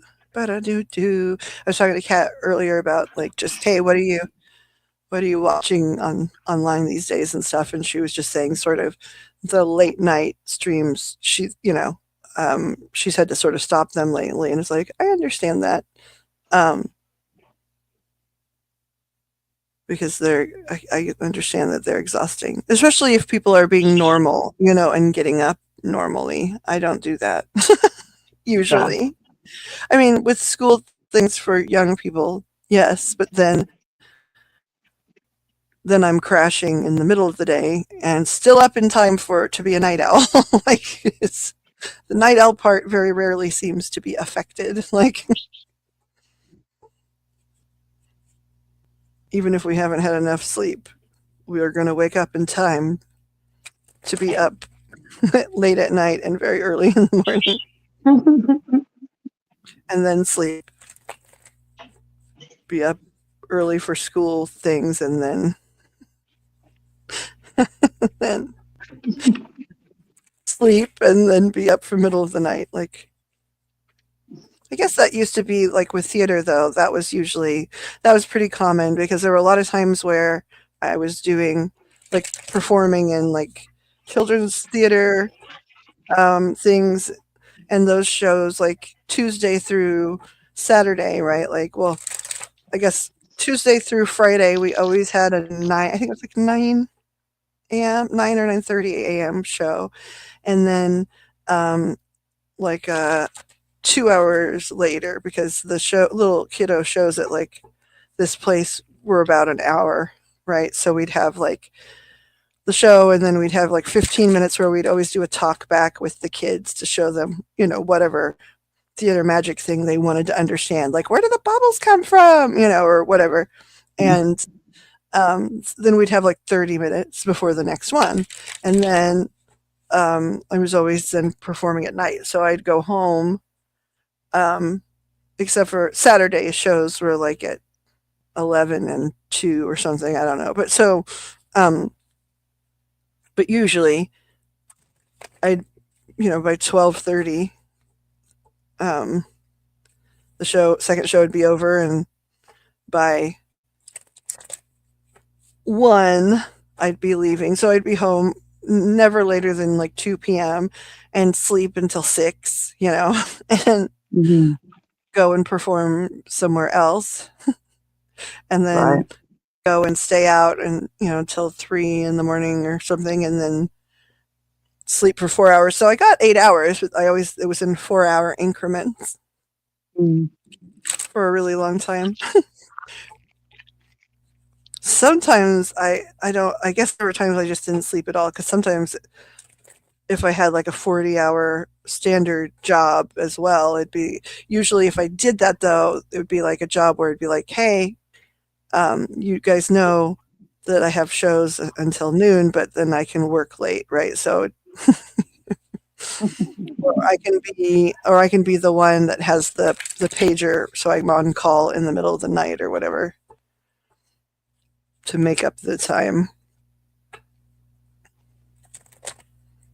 And so I must have not slept then, because I can remember sometimes going into because like when I was a placement agent at a temp agency, and I was always the on call in the middle of the night because I had a couple hours off every morning, right? So there, I can remember one time in particular, I'm sure there were more, but where I was like, had done a show, but where we were hanging out was like a restaurant that sat between two of the major, equity houses here where I am. So, they knew a lot of performers were going to come in around midnight and like want food, but their kitchen closed. So they would like whatever, like burgers and steaks and stuff they had left, like they would already have them like on a big platter just out on the bar and, Yeah. and charge like a certain fee and offered like karaoke or whatever. And so because it was only actors there at that time anyway, a lot of us got out of costume but like left our hair and like makeup crazy, because it was like I'd rather just get to the eating and having fun rather than having to take Right. off Take off all this. Yeah. de-blunt my hair or whatever. So you'd be there in like rehearsal clothing, like, which is like sort of a cross between dance wear and sweatpants, and with like crazy stage makeup, like, so you'd look like one of the B-52s, sort of like bright makeup and Uh-huh. big hair, and like several, this was before, a lot of this was before now they sell fake eyelashes that are like already like doubled up, double rowed, but back then they didn't, so you'd have to wear like 3 pairs stacked on each other. And so I know at least once I got a call that actually mandated me go to the factory, right? So I'm at the factory in like bunny slippers with like bouffant hair and like stacks of eyelashes to like write an injury report and fill out the paperwork because somebody got hurt enough they had to go in an ambulance or whatever. It was like, yeah, and they're like, "Are you the girlfriend?" It's like, "No, sadly, I'm actually technically his boss." Another job, and no, I am not a streetwalker. They are. I respect that job in a lot. I'm sure it's a very difficult one. and in many cases very necessary, but that's not what I do. But regardless, I'm still going to look like this here, and I'm sorry. I know it's really hard to take me seriously as an authority figure, but I look like. Do you remember Janice from the Muppets? She was the female in the Muppet band, the band, Oh, like the mm, rock band on the Muppets, and she was supposed to be, I think, a like sort of a knockoff of like Mary Travers from Peter, Paul, and Mary because she had like long blonde hair and her really thick eyelashes, and it looked like yes, her eyes were almost always closed, and then she had a big smile. yeah. So a lot of times with between the eyelashes and the tired big smile or potentially even slightly tipsy big smile, I got compared to Janice from the Muppets a lot for a while.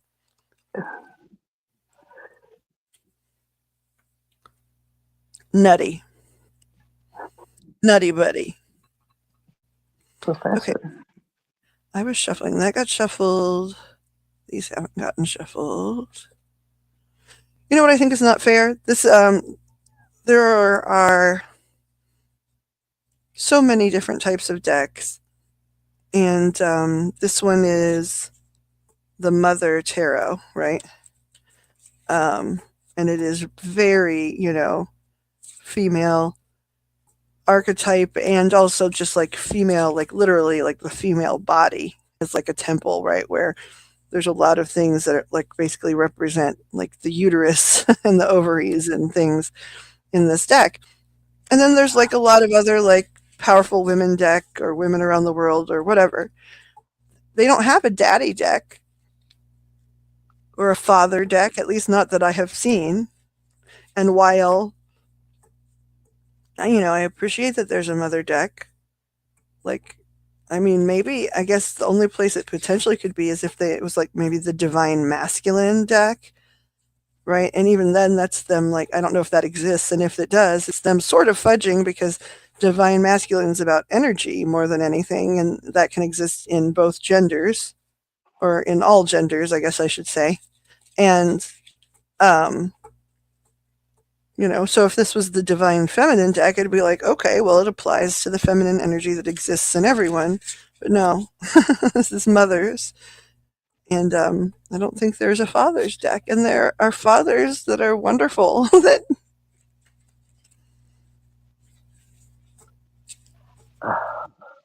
that I don't think get repped. It's especially weird when they make a deck about everything. You know what I mean? Where it's like, this is my old like He-Man collectibles deck, or like, this is like the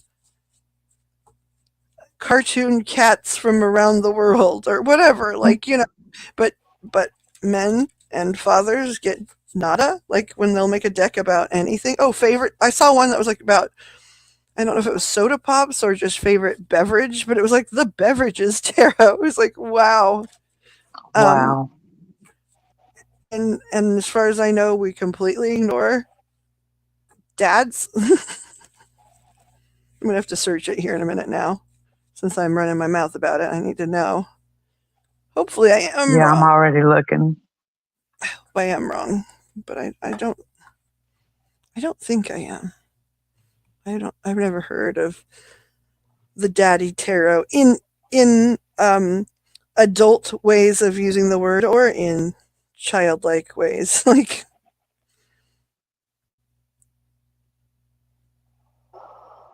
Let's see, the guiding father. oh well, that's better than I thought. I'm looking for Father Tarot. Oh, they have a grandfather tarot too. I see the guiding father. That's nice. It says the guiding father tarot, embracing the essence of fatherhood. Tarot affirmation for a father. Major arcana. Well, that's nice. I wonder when it got made, if it's recent or not. Mm,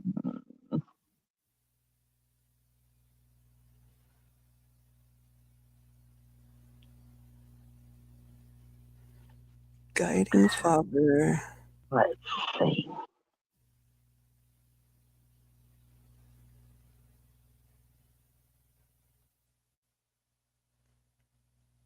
I mean, when I search it, a lot of things is coming up, of course, for the emperor of the deck because that is talking about fathers, you know.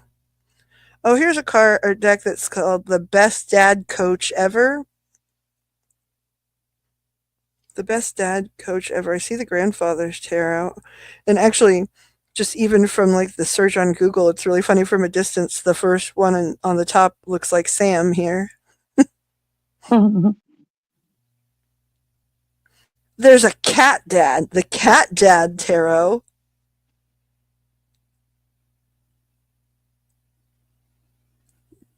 Daddy, Daddy, Daddy Powers Tarot card deck.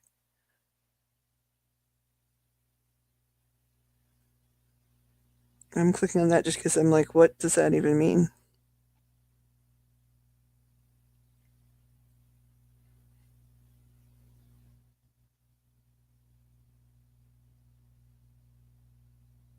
Daddy Powers Tarot card.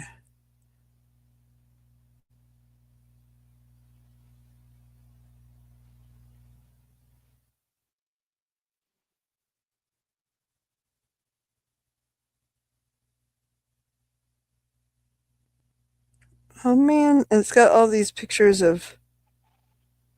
I'm pretty sure. Yeah, see, this is like daddy in adults type interactions. The What daddy is? power, the Daddy Powers Tarot, and it's right next to what they're calling the Home Wrecker Tarot, which like that's not very nice. Mm-mm. Yeah, you need to look at the Guiding Father tarot. Let's see.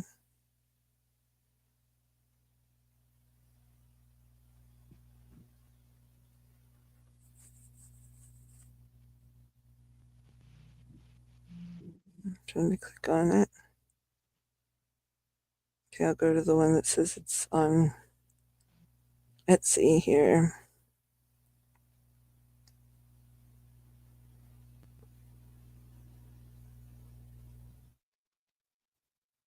Hmm.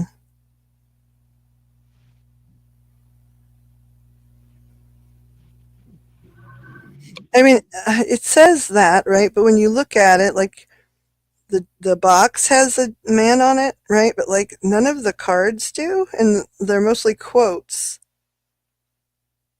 Okay, so the Hierophant says like I uphold the traditions and teachings of fatherhood, passing down invaluable lessons to my children, right? But like when you then zoom in on a different one, for example, judgment, I trust in my decisions knowing they stem from love, experience, and insight. Well, that's nothing to do with fatherhood. And then the Empress, who's the mother, I provide with love and abundance, ensuring the well-being and happiness of my family. Like it's not. This I guess it says occasionally, like the moon. I think it's fatherhood. says tarot affirmation for a father.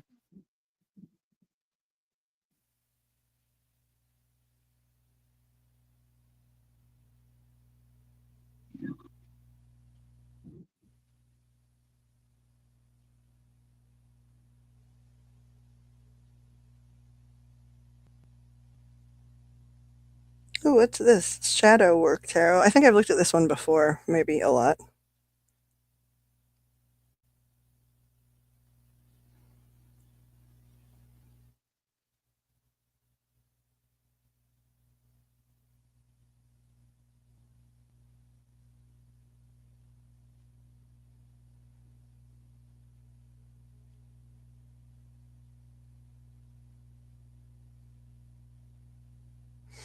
They're very pretty. I don't know if I would feel like they interpret well for me. They're very pretty. Okay. There still aren't enough. And half of the ones that are talking about daddy are not talking about fathers. We're talking about fun daddies for grown up people. Fun daddy. Okay, those were used, those were shuffled, those were shuffled, those were shuffled. It's these ladies that don't get enough action. I think I haven't, they're one of the newest decks, first of all, so there's been no time that I've taken to just sort of read with them. The folk magic tarot. They're very pretty.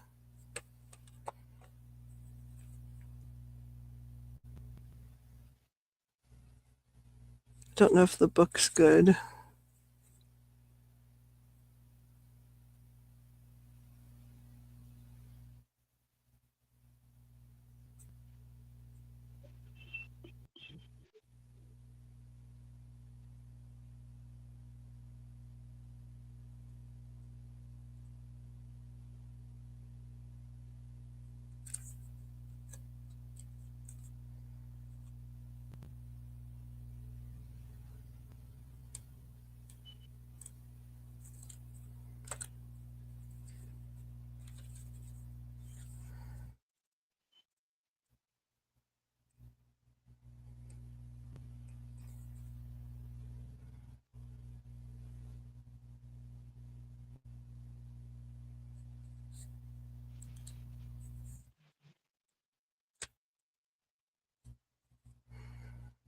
And the back of them all looks like a quilt. Probably should just leave them out of their books.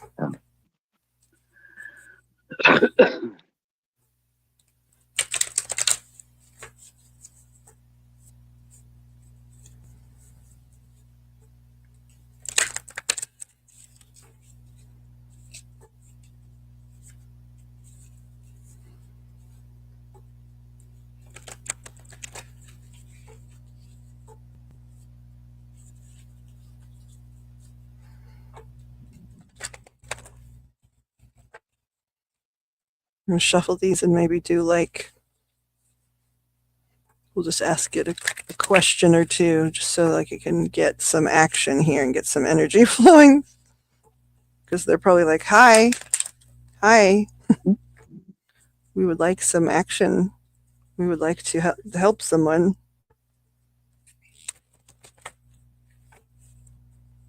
It's very shiny cardstock, but it's really nice to shuffle, even though they're big.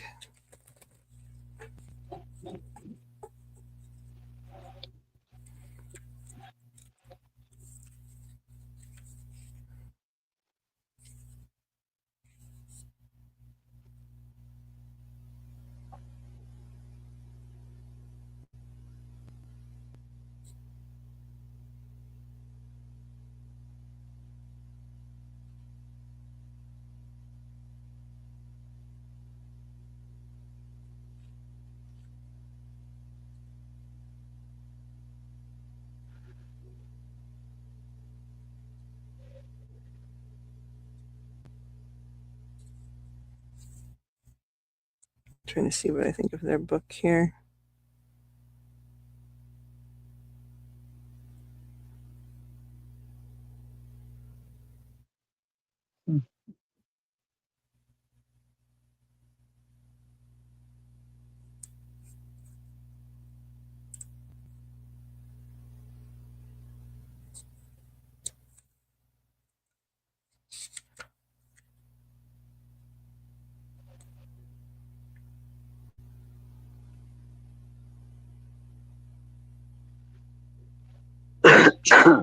Have you heard about these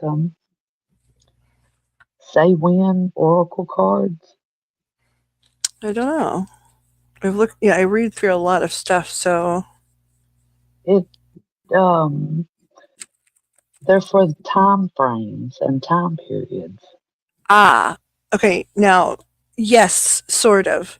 And when I see things like that, like you know how I was talking about making the paint chips into a deck, so many of them, they could be those postcard colors could be like make up lots of different decks. But I always think of time frames, then. But are you also saying when you say time frames, do you also mean like the 1800s, the 1700s, or are you talking more like how I originally thought, like within a month, in the last 2 hours? Let me see what these are.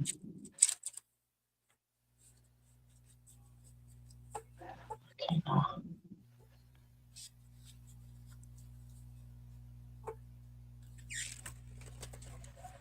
Let's see.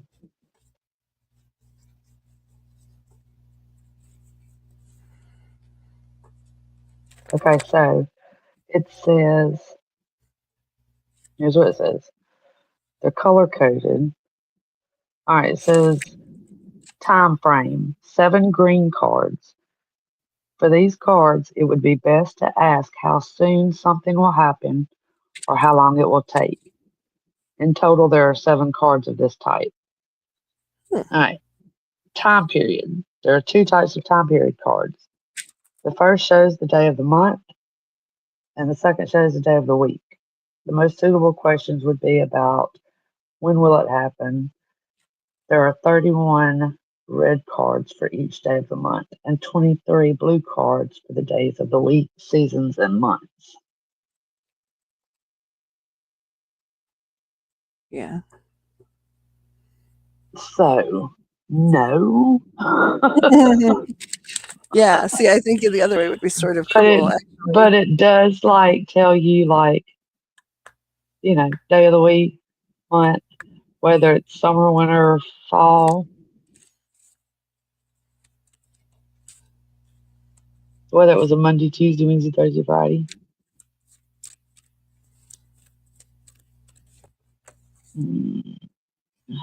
What's that? What does that say?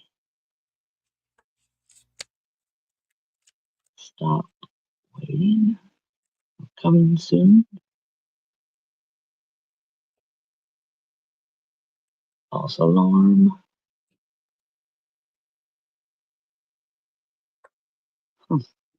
Interesting. Interesting. Okay, I'm using their little book here to Ooh, see. transparent tarot cards. Those are cool. Have you ever seen transparent tarot cards? I've seen some where you can sort of lay them over each other, right? And it sort of helps them form like so where part of the card is transparent. So if you laid it over another one, right, it would make a bigger picture. Is that what you're talking about? No, these are like transparent. They're like printed on like what's that shit? Vellum. You know what I'm talking Vellum. about? Yeah. Yep. But thick. Alrighty.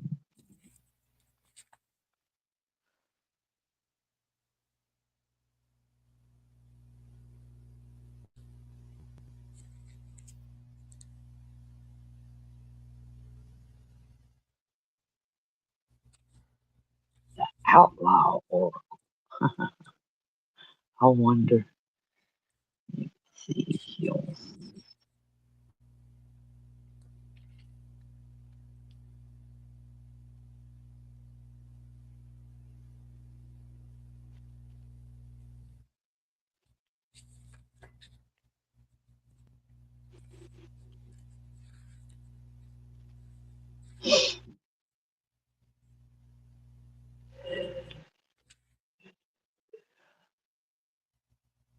Know your priority. There's a bird cards. So bright. The ones here, you mean? Yeah.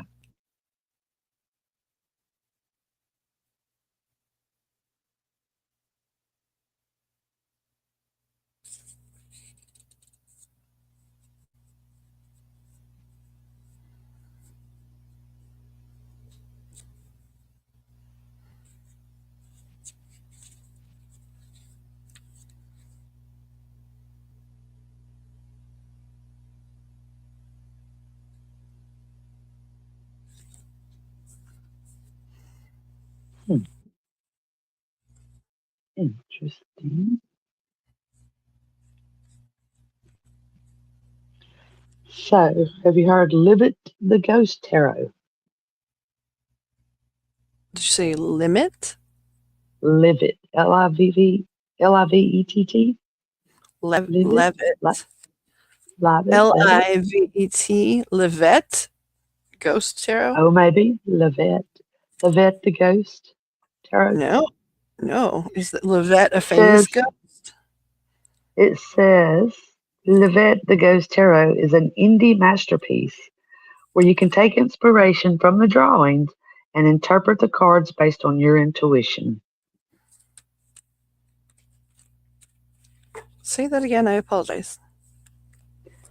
It says the Ghost Tarot is an indie masterpiece where you can take inspiration from the drawings and interpret the cards based on your intuition.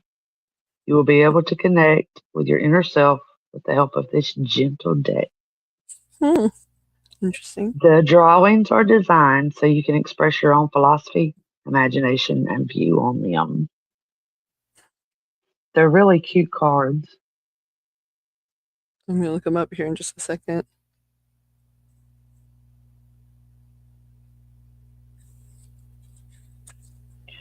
It's code. Okay, let me see if I can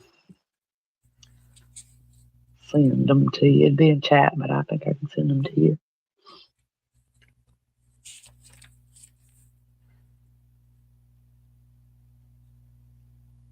All right.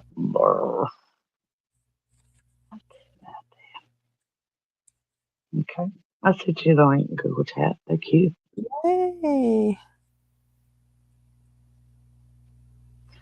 I do like, I must say, I do like the illustration.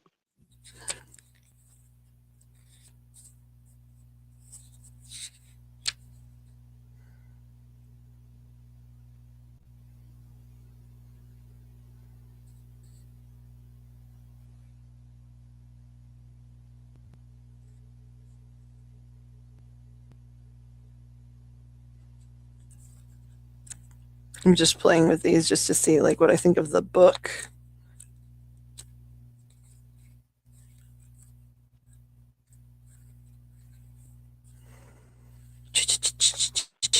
Can't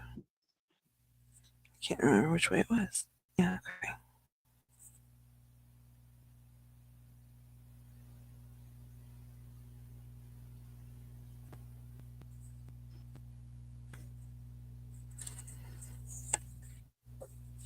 Cupid says, Tara.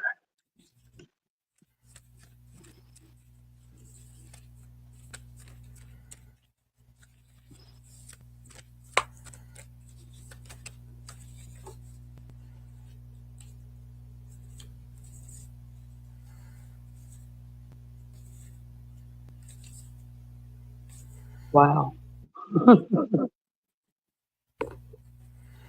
Some people might not like these cards too well. Uh-oh. Why? The Cupid says oracles. Okay. So just listen to some of them. I'm going to go now. This doesn't feel right. Absolutely not. Lie to me. Maybe in another time, in another life. Sometimes it's about letting go. Don't go back. Oh my. The end is near. I just want to know why. We need to talk. Oh no. Can we meet? There are no what ifs. Perhaps if you're looking for a sign, this is it. You're funny sometimes. Cuddles, please.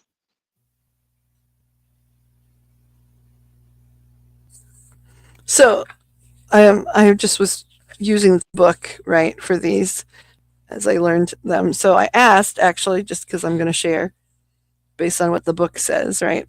I asked, how did I do on Rube's reading? Right? So it started with the Three of Swords, right? Which in this deck says, hold on here. Meow, meow, meow. Stormy weather for the affections, tears, a general upheaval. So it's talking about people that are worried about their relationship, right? Worried about the state of their love, which he was. And so then, according to this deck, the next one is the Hanged Man. And so it says, in spiritual matters, wisdom and prophetic power. And then it's the Knight of Cups. Hold on here.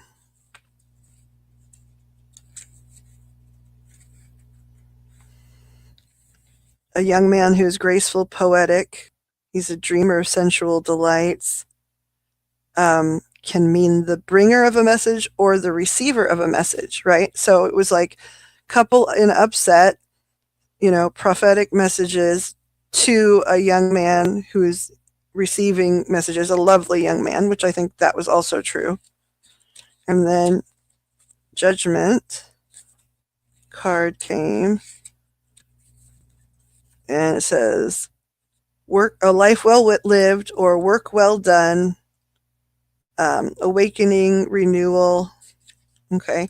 And then the bottom of the deck, right, was the Six of Pentacles, which is alms dispense with justice, gifts, inheritance, gain in material undertaking. Others will share with you justly. You will receive what you deserve, right? And so it was like, okay, well, what do I deserve? I asked that, like, to clarify. And I got the Three of Pentacles.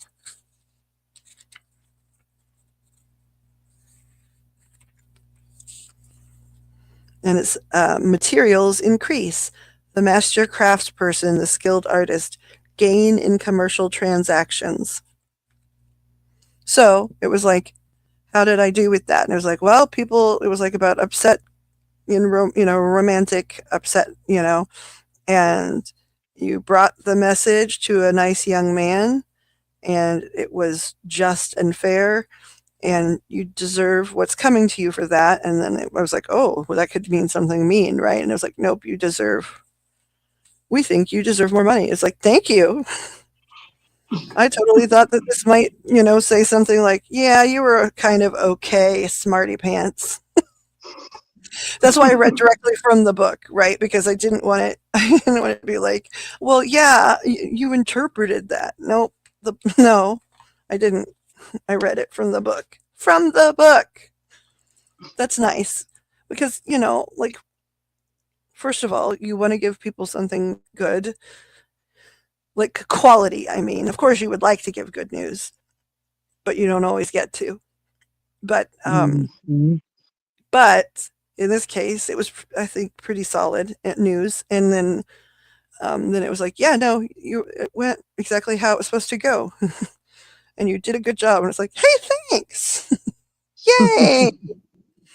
I'm so excited. Okay, I get to take something for being in tremendous pain. And like, I think the alarm goes off in a minute. Yep. And then I get to look at the links you sent. And then we might turn on the box or something. We'll see. And see if like you can hear it, like when I'm wearing the headset, or if I have to unplug it, that kind of thing. Fiddle around with the box. The box. Do you need, see, there's the alarm. I was getting ready to ask if you needed anything because you're the other half here. So like, I'm not trying to get you to buy a reading. I just don't know if you need anything like a reading. And also, unrelated, have you heard from your girl about everything since last night? I have not, and I really didn't want to disturb her because I'm sure she's like exhausted. So I thought I'd wait till tomorrow and slip her a text. Yeah, I just wasn't sure. I figured if it was like super dramatic, you would already hear, you know. Yeah, I think so too. Seems like everybody's probably like resting and waiting for information. Yeah. And hopefully sometime soon, no matter what, Mr. Robert gets laid. I keep thinking I'm about that because sure he will. it caught me so off guard, man. Like, I don't know him, I'm right? And sure he will. so like in my head, I know he's not, right? I found that out through you, but in my head, it's like he's an old man, you know, like so he's this old grandpa man. It's like no, he's not old. He's just a grandpa. Um, so to me, at first, it was like he's this beautiful 90-year-old man, and he's just thinking about sex. Like, and it was like, no, he's not 90. You just think about that because he's a grandpa man. I have a lot of grandkids, you know. Um, and because you yourself, meaning me, chose to have babies late. Well, got to have babies late.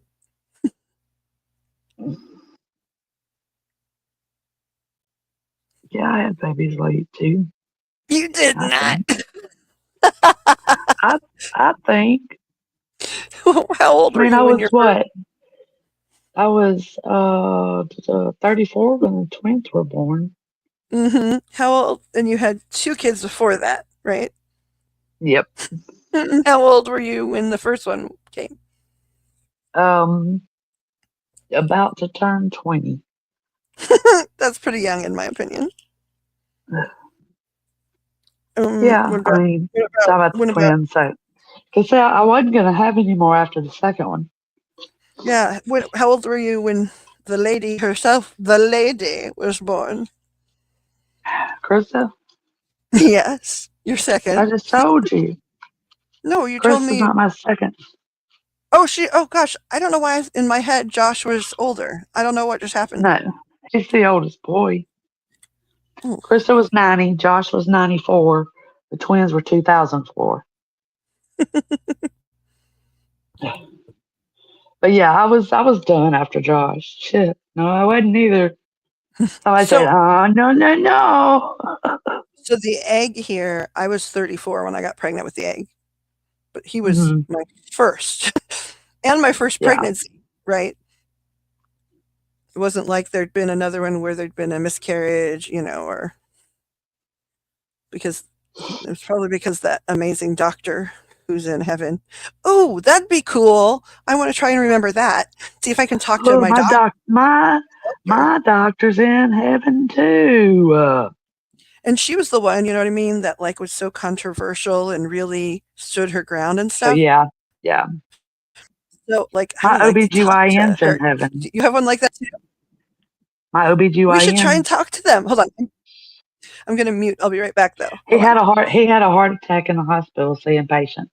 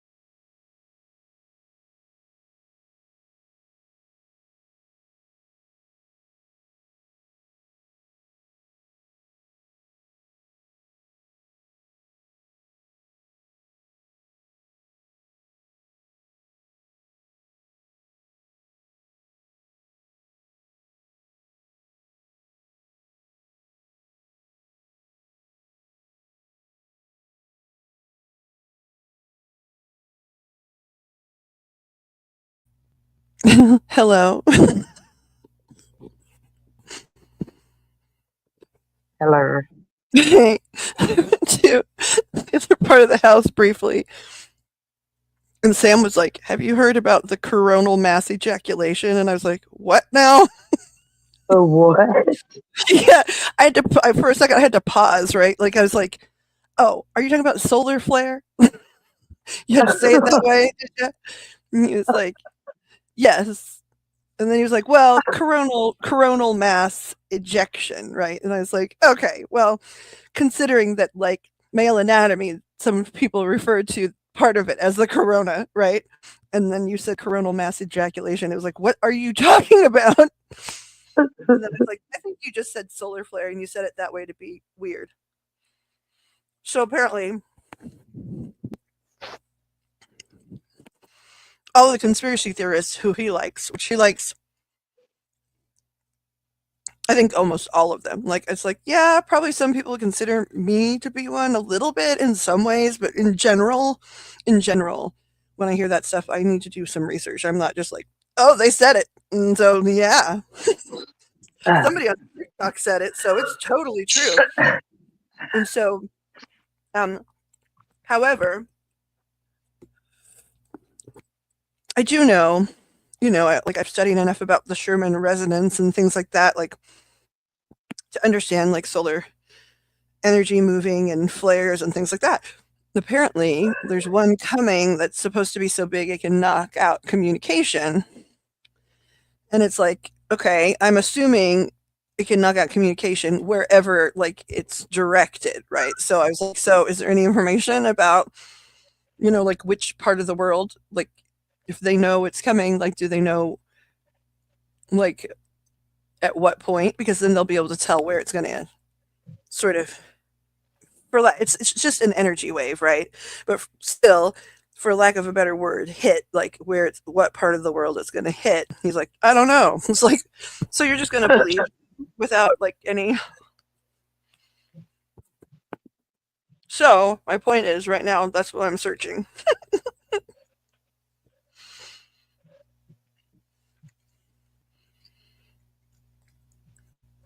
Let's see. Coronal mass ejection. Oh, 9 hours ago. National Oceanic and Atmospheric Administration. Okay. Severe geomagnetic storm watch in effect for the 2nd of June. Okay, let's see. What do you say? A G4 severe geomagnetic storm watch is in effect for 2nd June. A powerful coronal mass ejection erupted from the sun the evening of the 30th of May. The CME is anticipated to arrive at Earth later on Sunday, the 1st of June.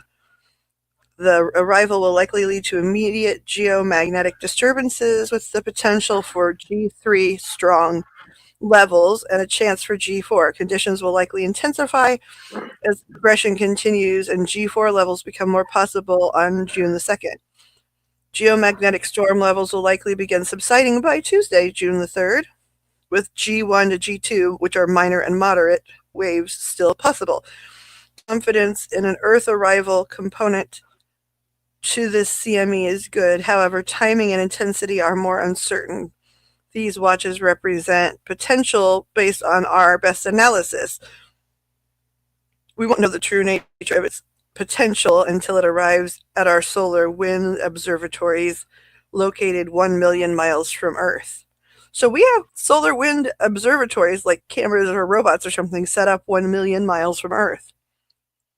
Upon arrival at those spacecraft, we will know the magnetic strength and orientation that are very important to what levels and duration of geomagnetic storm conditions are expected to occur.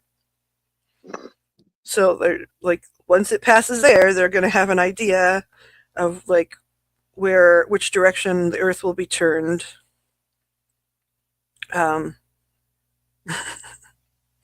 When it hits, I guess.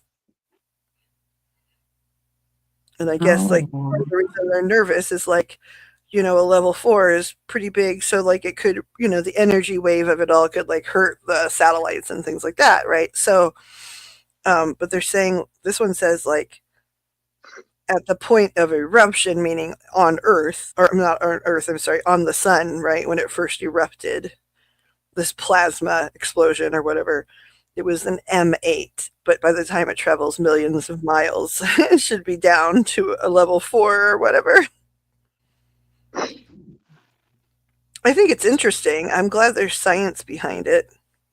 And apparently there are pictures. Like they have big pictures of it having, like where they could see the actual, even though the sun is a ball of fire, they have cameras that could see the actual explosion. Hmm. Oh no, they're starting. I'm reading another article that's unrelated.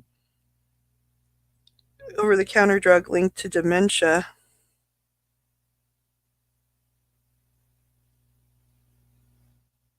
Which is antihistamines.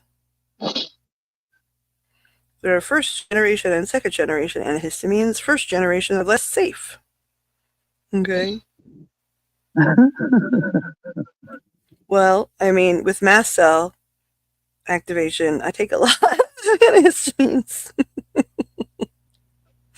It was just the way you say it. Okay. Okay. Well, don't be mad the first time I go, hey, I know you. Hold on, I know you. Wait, what's your name? Okay, I'm looking at what you sent me, the links to Live It. Live It the Ghost. Come on, why did you scroll away from Live It? Let's see here. See your little pictures. Oh, this looks like, I was just talking about Paulina Cassidy decks when I was shuffling, sitting around here earlier. This looks like sort of similar. It's not exact, but it's quite like in spirit, like type of art. I mean, more so than the color.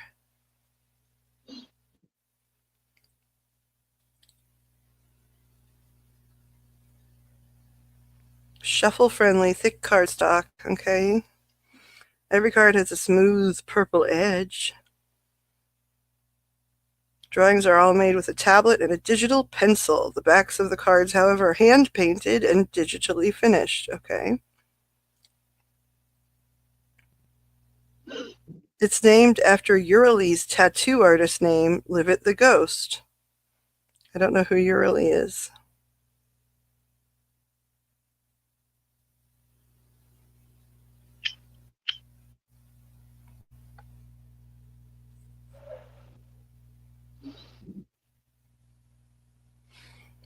You might also like Prisma Visions. Okay, I've seen them. The Likely Tarot, which I don't know. Exotic Cancer Tarot. Apparition Tarot, so that would probably be ghosty. I'll have to look at that. AV Somnia Tarot.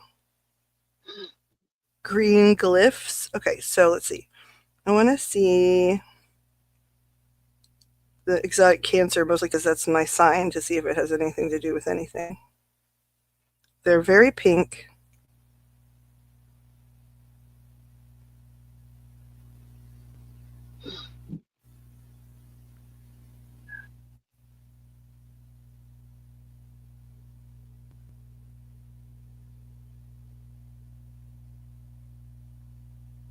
The Emperor, the High Priestess, the Empress. Oh, these are like,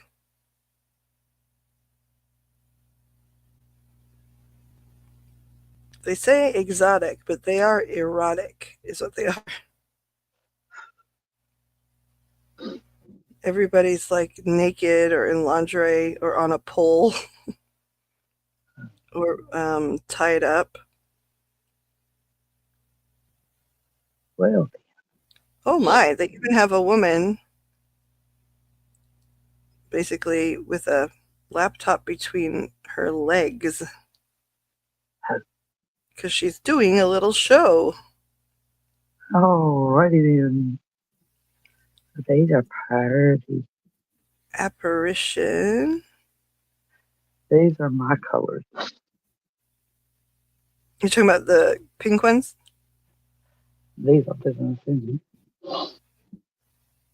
But yeah, all pink ones.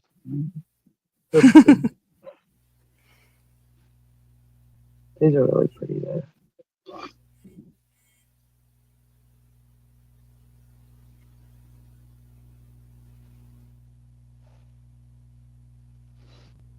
Okay, I'm looking at your second one first. Grand Atelier Tarot Egyptian, it looks like. Wow, they're $2,000. Yes, they're vintage. From 1838 to 1850. Interesting. What I said. Oh, this is like a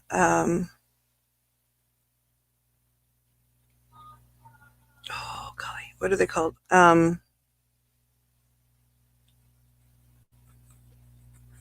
Vintage. A Lenormand, like a tarot Lenormand, which is like a French deck, in a French style of reading. And I'll have to show you here in a minute. But my oldest deck that I ever still have, is a Lenormand deck. They look like they made out of leather. Kind of on the front. They're old though. Sarsaparilla tarot is really interesting. Aren't they? I thought so too. They've got like interesting like graphic art. Like the graphics are great. And they're very like 1950s.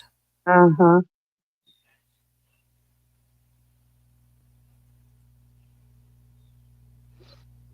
It's interesting. They look like billboards or something from the 50s. Yeah. They're cute. I like them. Oh, yeah, I get why you like this one. I've seen this one. Why can't I see the name? Let's see, I scroll. Yeah, I didn't see a name for these.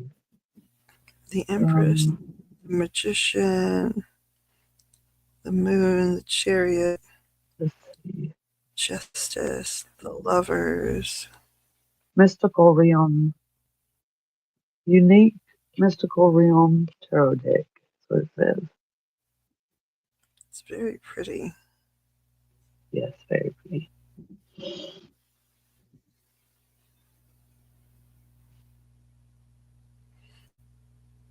A little bit costly, but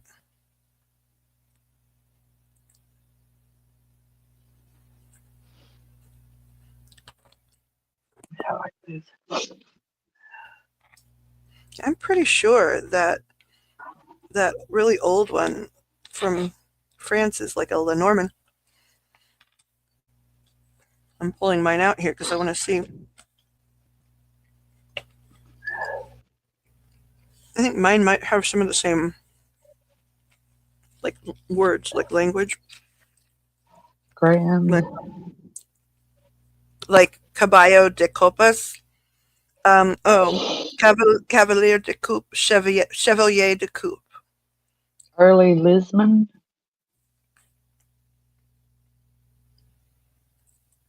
Let's see, this is Chevalier de Coupe. Published by Simon Bloquel of France in 1838 through 1850.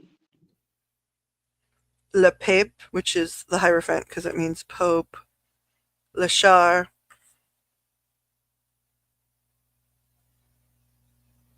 Epier. Let's find another like major arcana.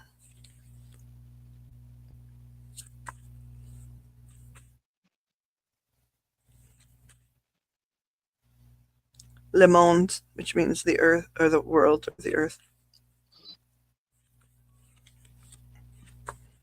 Yeah, there's some similarities here. La Papisse, which is the High Priestess. But probably back then they wouldn't have called it a tarot Lenormand because they just used them where they lived. And Lenormand means in the French style or whatever. or like because they read different than like Rider Waite or then what is the other one? Um,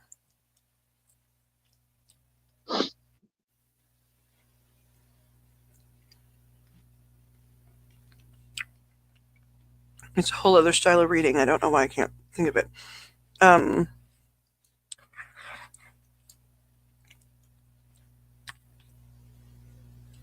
Gotta look it up.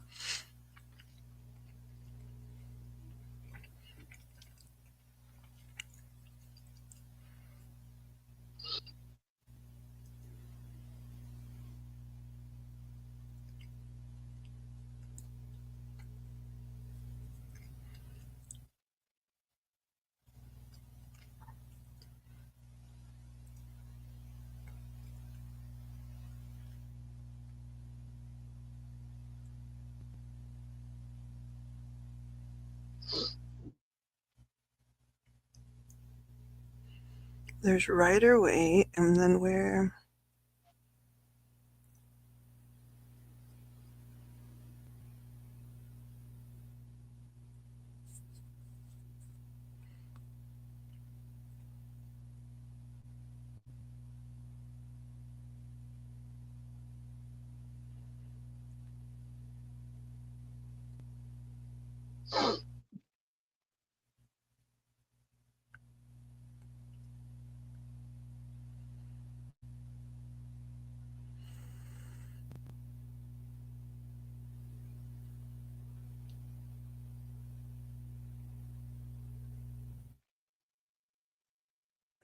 See, this even make I didn't even know this part.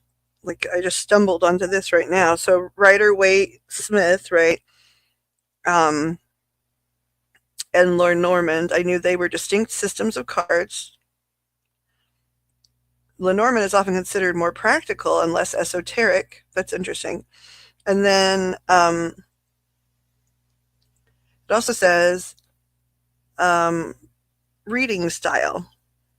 Tarot cards are typically read individually within a spread, considering their position and relationship to other cards. Lenormand used spreads like the Grand Tableau and focuses on the narrative created by the combined cards, which is that's how if I'm going to read outside of reading like through information from guides, I'm going to read as like everything combined rather than each thing meaning something separate. Like I'll tell people, like this card means that and this card, but when you put them together, it's this. And so apparently I learned only one way. That's interesting. Huh? I learned based on my first deck, I guess.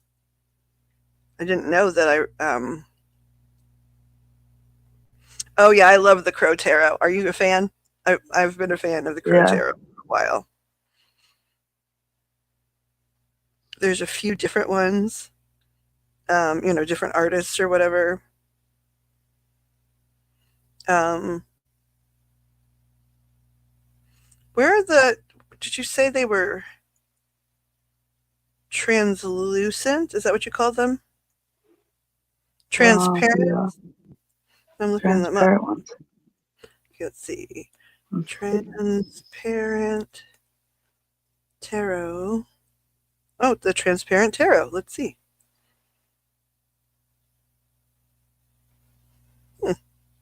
They first show up on a site called thriftbooks.com. That's not where I saw them. This highly innovative deck. I actually went to look at another deck, and it was in that site. This is like when you said about it. This is the one I was talking about, I think, from a long time ago. It says a must-have for readers and collectors. This highly innovative deck consists of simple yet striking images displayed on clear plastic, which are designed to be read in layers. So you put them over the top of each other to make different. So these are the ones that I guess I knew about like a long time ago, but they don't show me a picture.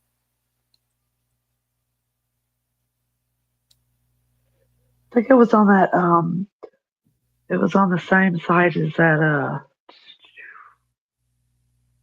the first one I sent. Oh, okay. I see some pictures. That's interesting.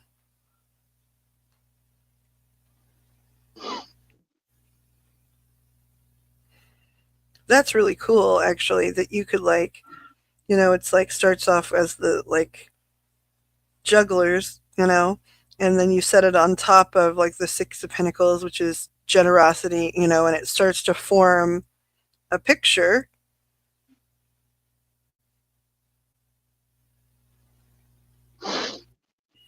These are neat. Those are neat. I wonder, I wonder if they're hard to shuffle, or like if they get stuck together or whatever.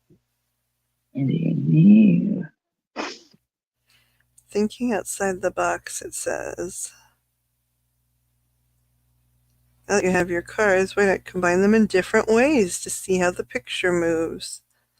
Yeah, that's fun.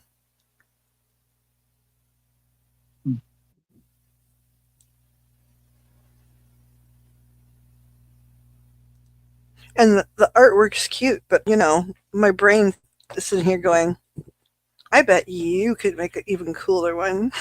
Because you think with crafts and things, right, you're an excellent visual thinker in terms of like seeing things and being like, oh, I can see those pieces with my eyes and already know how it's going to look once I put it together. Whereas even if somebody shows me, see, here are the things, and this is what it looks like put together, and here's how we did it, I still get confused. I'm like, wait, what?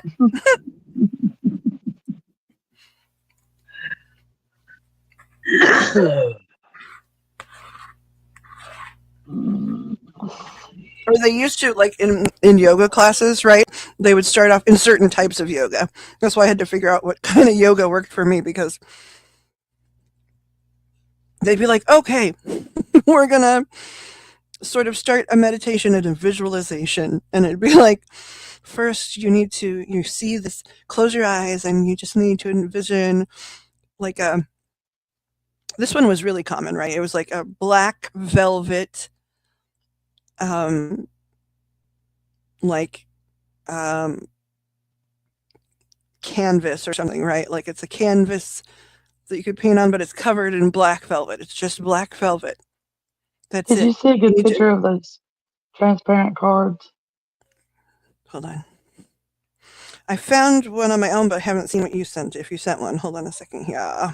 I haven't. I was just going to send you this one that I Yeah, saw.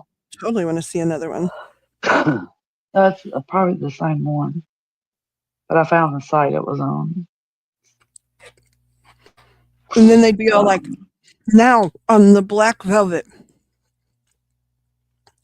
with green paint your first initial. And then it'd be like, look at your first initial as it is painted on the black velvet. Focus on it. See the texture of the black velvet. See the green paint. It'd be like, I can't see anything. I see nothing. It's not even like some people that are like, I'm trying to visualize, but I'm seeing other stuff. I'm like my to-do list, or the kindergarten teacher tapping their watch when I drop my kid off late. Like it's like, no, I see nothing. Nothing. Like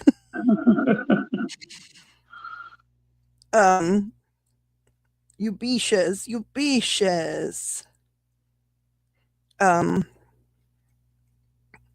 Oh, that link you sent me is very near to another deck that I love so much.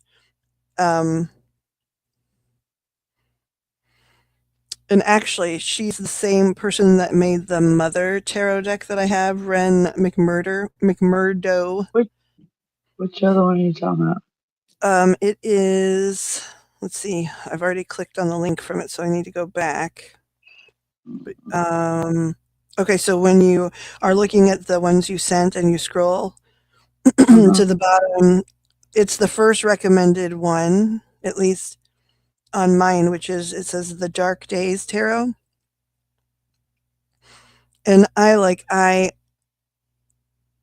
have somebody I know that was interesting at the time.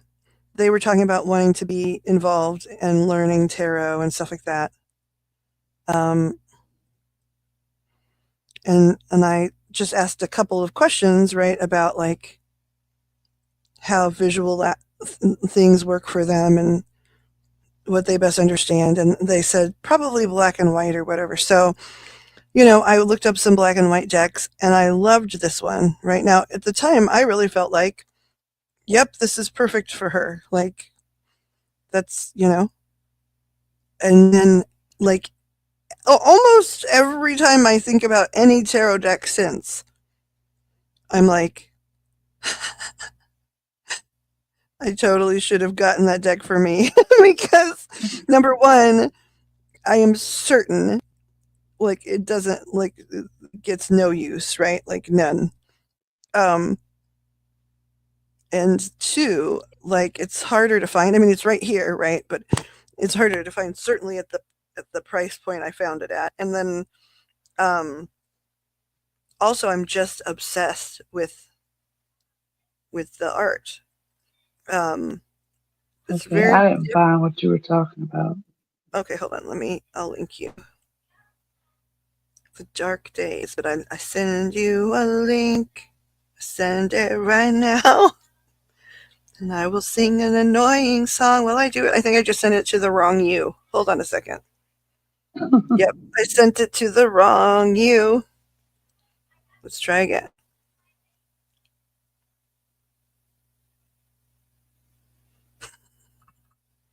Yeah, definitely I sent it to the wrong you. There we go. That's the right you. Oh yeah, I didn't look at these.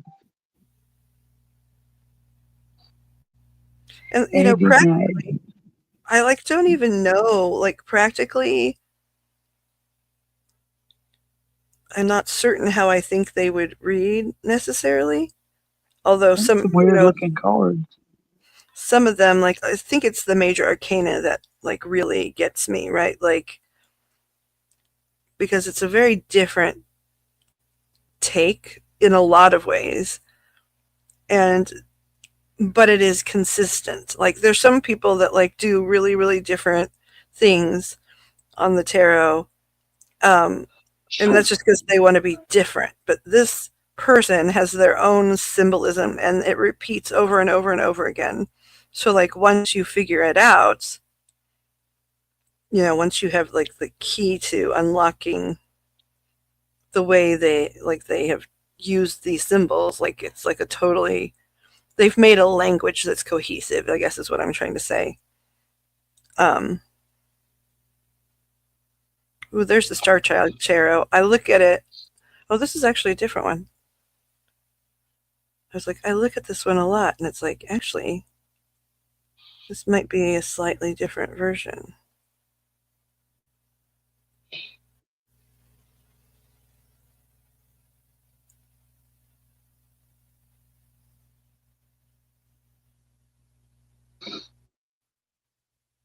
Yeah, this one's different, and it's pretty, but there's no way I would not be able to read those very well.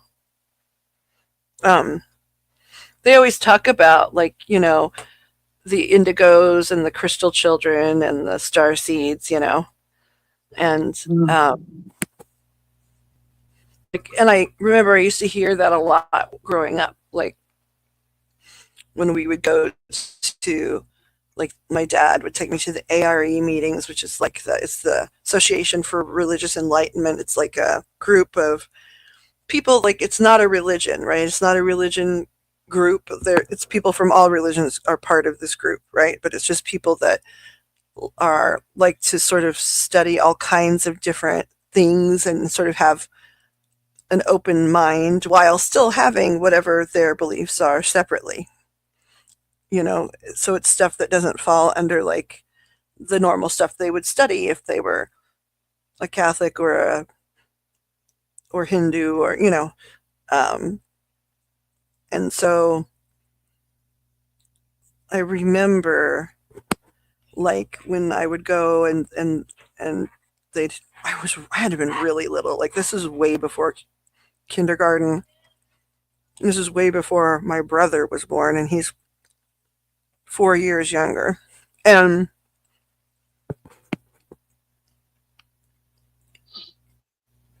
they'd put me in the middle of the table and ask me to talk about people's auras and stuff. And they'd call me like indigo, like little indigo child, because back then, that was, as far as I know, at least in terms of like the vernacular for the metaphysical people, it was sort of like the only word used, right? To mean like you came through intentionally with specific spiritual abilities or whatever. Um, but then in the years since, right, like it's been indigo and then it's crystal, like the children of the indigos, some of them are the crystal children, or if they're not literally the children of the indigos, they are the next generation. And then it's the star seeds, right? And when I read them, I haven't read it in a long time. Probably should, because you're probably in some category there, actually. That's what made my brain spark about it. That I'm what? Probably in some category. In one of those categories, like an indigo or a crystal child or a star child or a star seed or whatever. And a lot of literature are like talks, at least older literature talks about like how it's generational, right? Where it's like the indigos, if you're an indigo, you have to be in Gen X or a boomer or something, and if you're a crystal child, you were born. And I remember thinking that's not, in my opinion, what it is, because the descriptions are different. So it's like, I think you can be born in lots of different generations and have a different. Hold on, I'm looking it up.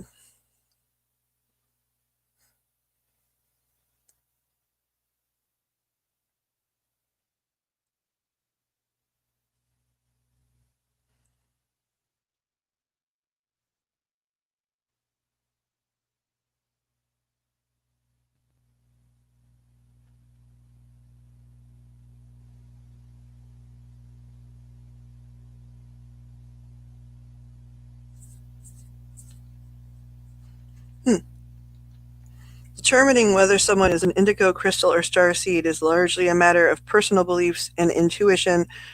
There's no scientific basis for these concepts. However, the terms are often used to describe certain personality traits or believed past lives. Indigo and crystal children are generally considered to be born with unique talents and a mission to bring about positive change, while star seeds are believed to be individuals who've lived on other planets and have come to help Earth to help humanity. Indigo children, often described as creative, rebellious, and having a strong sense of justice, may struggle with traditional authority structures, believed to be highly intuitive and empathic. So far that sounds like you, but let's see about the next one. Crystal children, considered to be healers and bringers of light, both for the individual and the planet, may be more grounded than indigo children while also being highly empathetic, often described as having a strong connection to nature. Starseeds, believed to have come from other planets to help humanity evolve, may have strong spiritual connections and a deep understanding of universal mysteries, encouraged to explore their creative interests and remember their true selves. Okay, see, it's really. So how do we find out if I'm one of them? I'm looking to see if there's a quiz we could take right now. Are you an indigo, crystal, or star seed? Quiz. There's got to be one. Let's see.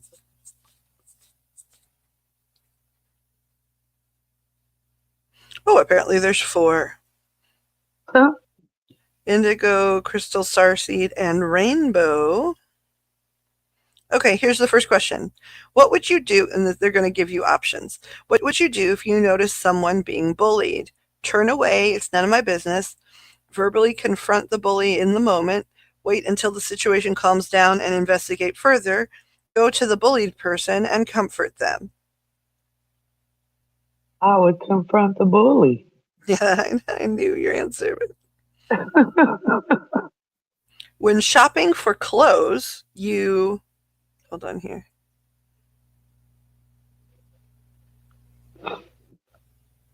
Okay, I got a pop-up. When shopping for clothes, you look at the labels to see where the clothes were made. Buy whatever you like in the moment. Only look at natural fibers and soft textures. Do all of the above, which that's hard. Buy what I like at the moment. In the moment. Okay, there's an opening to join a group building new schools in Africa. You don't think I'll be likely to go, but join in the fundraising. Can't sign up fast enough. When do we leave? Applaud their efforts and go back to my crossword puzzle. Or we'll see what I'm doing once we're closer to the departure date.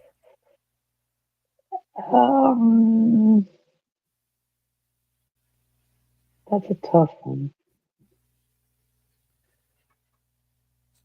Because I would say I would possibly help with fundraising. Okay. More likely than to go back to my crafting. Okay, that's what I answered. Okay, let's see. You're asked this question. Do you know what you want to do with your life? Your thoughts. One A is, I'll be of service to others whenever asked or needed. B, of course I do. I know in my heart I'm meant to do great things. C, I'm not sure, but I know my future will be spent being kind and helpful to others. D, how can I know? Does anyone? Well, yeah, somebody knows. Somebody I know knows. Well, but it was, do you know what Um, you want to do with your life, right? Like, and you're instead of, gonna have to repeat those.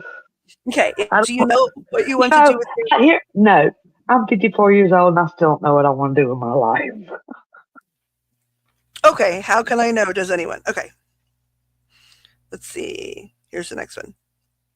Someone has just yelled at you for something you had no control over. You A, let them finish, then explain it had nothing to do with you and carry on. B, start crying. C, take it to heart and flash back in your thoughts about what you would have done differently and know this situation could have been avoided. Or D, start yelling back, telling them who or what the real problem is. Heck yeah. Yeah, I had a feeling. Okay, let's see. And you bring the receipts. Deep inside, you know that A, every issue needs to be met head on and conquered. B, everything will work out for the best in all situations. C, with love and attention, every problem can be solved. D, nothing ever works out.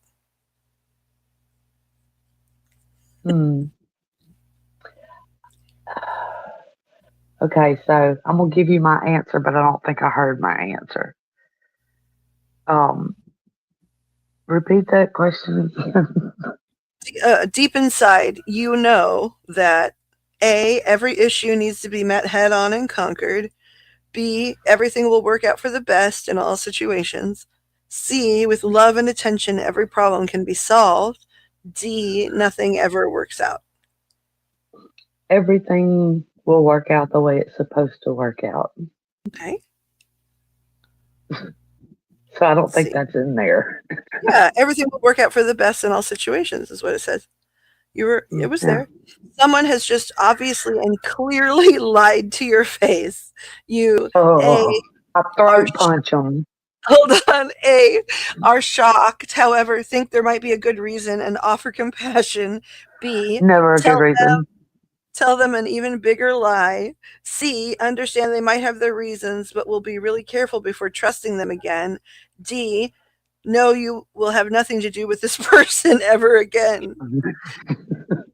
Well, see, that's kind of none of the above. Yeah. Because I'm like, I call them out in their face. Let's see.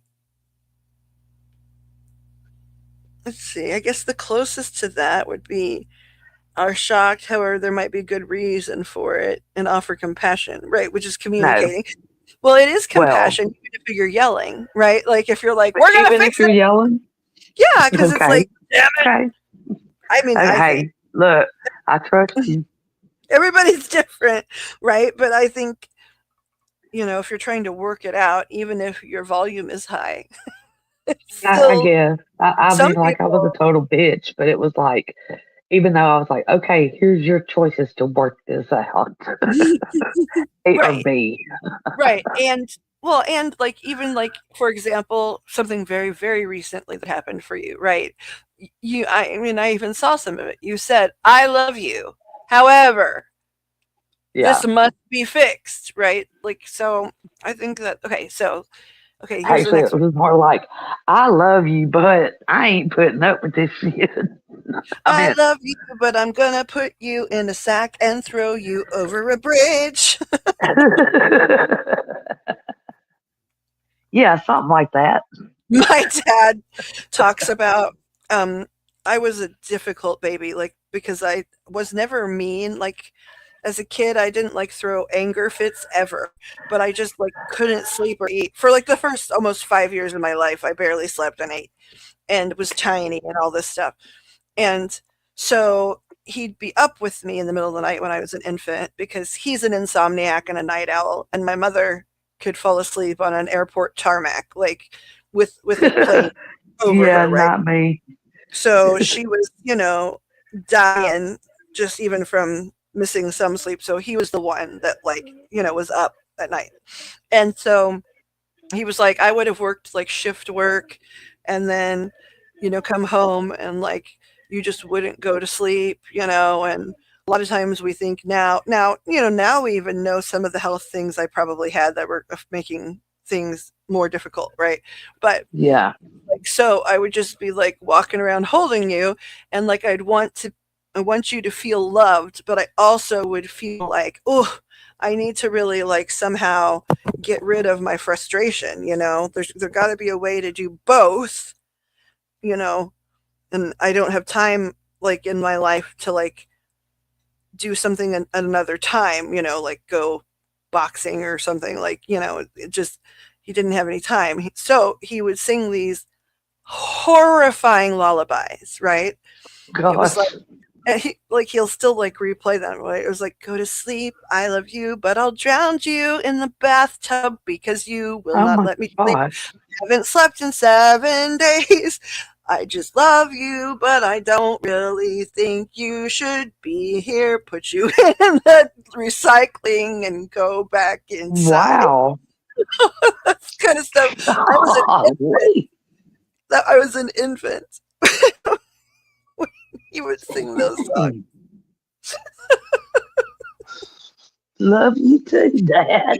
Like it's like Shit. that Samuel Jackson. Remember he narrated that book, "Go the fuck to sleep." Have you ever I heard that don't one? I don't guess I've heard it. Oh my god! I'm gonna read it here in a minute, but we're gonna finish your quiz first. Okay, you've been asked to go to skydiving. You wonder why No. anyone would willingly Uh, jump out of a No. perfectly good plane. Sorry. Not doing it. Uh-uh. I Okay, can so already tell you. Nope. okay, that was okay. So that answer was easy. Okay, let's go to the next one. Your workplace is a toxic, tension-filled environment. You realize that you fit right in. B, decide to make the best of it and try to put up with it as long as you can. C, are not bothered. If they want to be negative, it's their business. D, are sick of it and make immediate plans to find another job. B. Make the best of it and try to put up with it. Yeah, that's what I did. I knew there had to be a place. Okay. You are running late for an appointment and there's a very long line at the coffee shop you always go to. You decide to wait and spend the time in line checking any emails. B, are furious and frustrated and make a vow to tell the owner how they could be more efficient with coffee only line. C, decide you don't need a coffee today anyway and are happy the shop is doing so well. D, think it figures I'll just be late again. Yep. That one. It figures I'll The just be last late one. again. Yep. Let's see here. Okay, we're getting your Well, test. I don't know. Actually, what I'd probably do is go down to the store on the corner and just grab me a Dr. Pepper and be gone. Yeah, okay, I already answered. Okay, but Here was your thing with the one that was just like, just realize I'll be lit or whatever. Okay, this is Am I Indigo, Crystal, Starseed, or Rainbow? For 30%, you're a real crystal. Okay. I don't understand some of these quiz answers. Okay, here's what it says. You're the epitome of a crystal personality. People with crystal energies often act as peacemakers and mediators, bringing an unwavering optimism that can help heal emotional wounds. Okay, so if you're 30% that, where's the rest of it? Hold on. I'm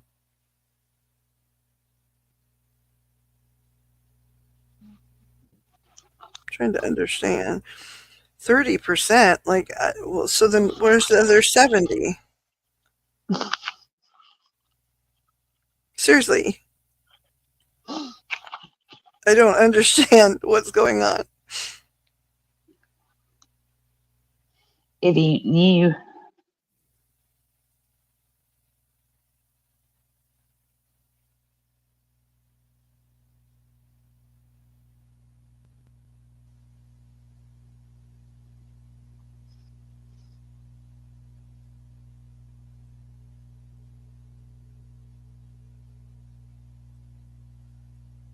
Yeah, this makes no sense, and I'm a little bit enraged.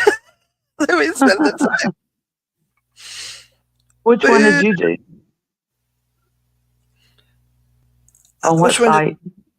Oh, I don't even know. I just like literally swiped because I'm Okay. angry. Was it was It was was it on. BuzzFeed? I think it How was stuff test. works? I think it was test.com. Quizmaker. I think it was tests. Quiz.com. Tests.com. Tests. Yeah, I don't see that. Let me try something.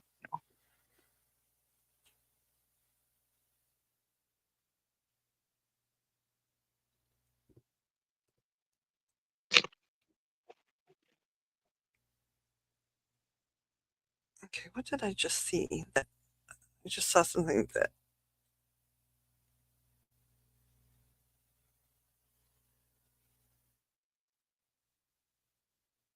What? I was going back through things and I saw something in it. Damn it.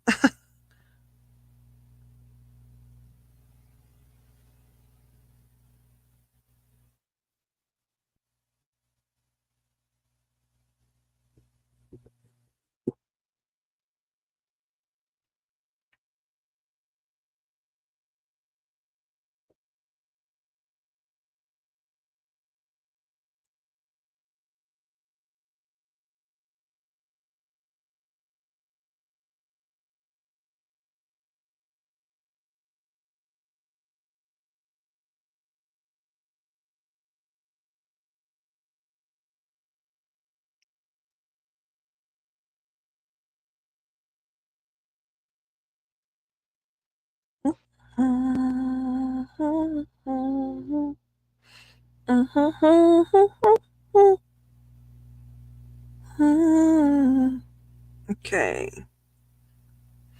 I'm just going to find something that says, like, tells what the differences are on it from a place that I trust.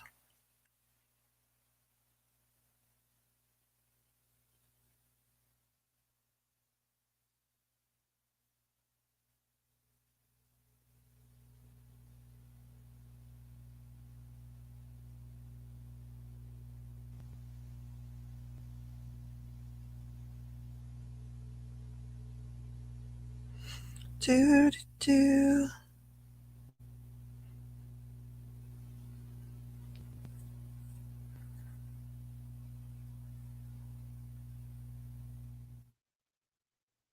Indigo, crystal, rainbow, and star children.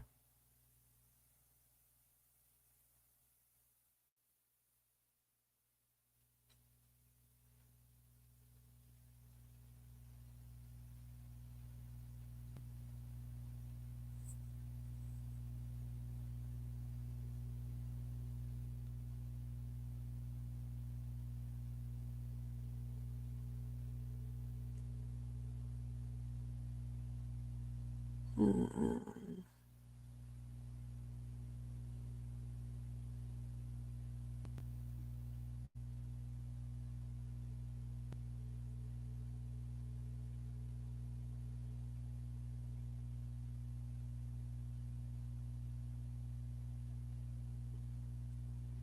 Okay, let's see what this one says. This is from Gaia, which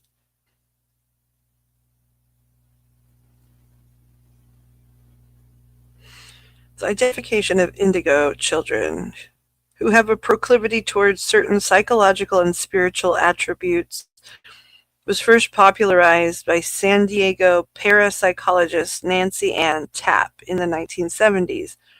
The New York Times reported that Tapp noticed the emergence of children with a vibrational color that she had never seen before, one that coincided with a new brand of consciousness. Indigo refers to the indigo-hued aura that the youngsters emitted. Subsequently, the husband and wife team of Lee Carroll and Jan Tober, in their 1999 book, The Indigo Children, further popularized the phenomenon. Carroll's reported conversations with a spiritual entity named Cryon, oh, I've heard a little bit about this, cemented the concept of indigo children, not only among the general public, but also with a variety of doctors, educators, and psychologists. According to Carroll and Tober's book, indigo children, quote, come in knowing who they are, so they must be recognized and celebrated for their exceptional qualities and guided with love and care. What is an indigo child? They explain, children are often the greatest blessing in life and also the greatest challenge. Many books have been written about good parenting and child psychology, but what we noticed was different. The thought that we might be seeing a new human consciousness slowly arriving on the planet now, manifested in our children, goes way beyond established conservative thinking. Essentially, indigo children share traits that include strong calling to make the world a better place and innate knowledge of better ways to do things. They are natural system busters with a non-responsiveness to controlling and or authority figures, a feeling of natural superiority, and an innate love for nature, plants, and animals. As psychological counselors, Carroll and Tober had written a book about, quickly became a guide of sorts for parents of unusually bright and active children in a world where children were commonly over-medicated, attending schools devoid of creative environments, and in homes lacking sufficient time and attention from their parents. Okay, indigo child abilities. Let's see, working with highly sensitive children. Indigos are intuitive, strong-willed, and very sensitive. They've always felt different and are here, quote, for a reason, although they may not know what that is yet.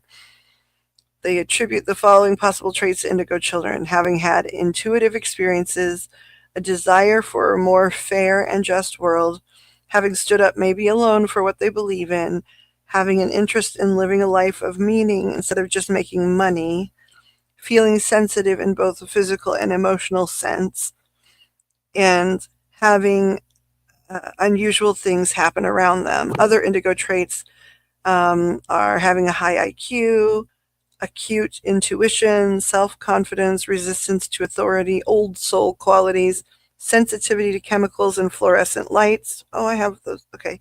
And disruptive tendencies. The latter is often diagnosed as an attention deficit disorder or attention deficit hyperactivity disorder. Another former psychotherapist who's written books and conducted lectures on indigo children says such youngsters represent a leap in human evolution. They're vigilant about cleaning the earth of social ills and corruption and increasing integrity. Crystal children. Crystal children are another exceptional. Before you get into that, real quick, Yeah. what did you look up? Like, When? what crystal am I? Is that what No. you said? No. I looked up, am I an indigo, crystal, starseed, or rainbow child? Oh, gotcha. Okay, let's see. Crystal children are another exceptional category. Known to follow their hearts as idealists in a world limited and troubled by materialists, this means crystal children are apt to flow with consciousness rather than forcing their way through life and hardships in search of material success. Their ultimate goal seems to be firmly established in making the world better. Like indigo children, crystal children also exude old soul personas. Their characteristics. Crystal children, began to incarnate in greater numbers at the turn of the century. They commonly have a penetrating gaze, sometimes possess unusual colored and very round eyes, are sensitive both mentally and physically, suffer from allergies and sensitivities caused by environmental factors, are spontaneous and sometimes act without thinking through the consequences, love to climb, have a good sense of balance, are natural huggers, have no awareness of personal boundaries because they feel connected to all of humankind and all living things, are healers and psychics, love music and singing but hate loud noise, aren't comfortable in noisy, overcrowded places, suffer from sensory overload, are badly affected by negative events both in their life and worldwide. They become helpers, carers, volunteers, healers, teachers, exude love for their family, pets, and friends. They're autodidacts, preferring to teach themselves what they want to learn rather than what they're told to focus on. Their abilities. A great number of these qualities refer to introverted individuals, um, but also to those who hold tight to the concept crystal children feel there is also a tendency for these youngsters to want to uplift humanity. Let's see.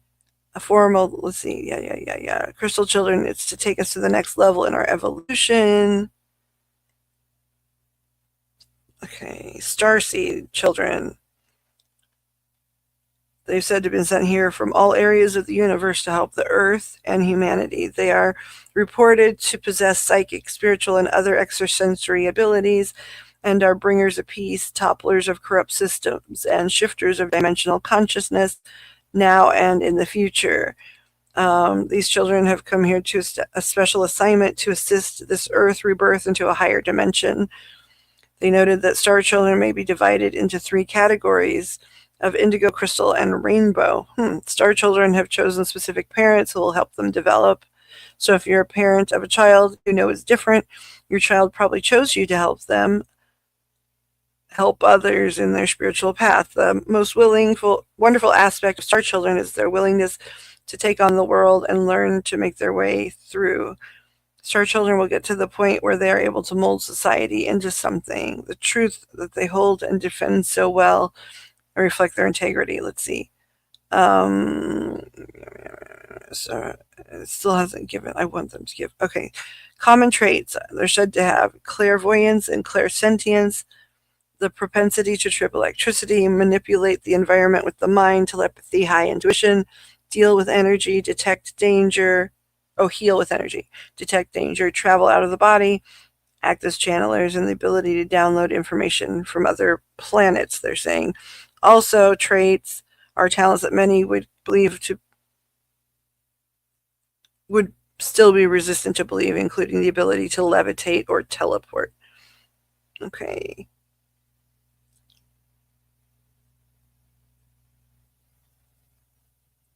Yeah, I know I've just read something that somebody else wrote. I'm going to cite it. It was from the Gaia magazine, September 29th, 2016. Credit goes to the author. I'm not saying the author because I didn't like the article.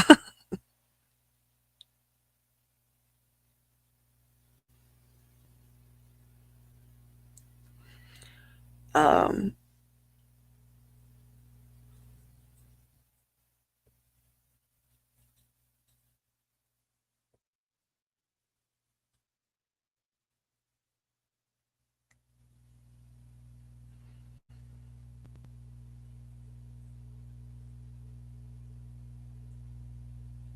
hmm.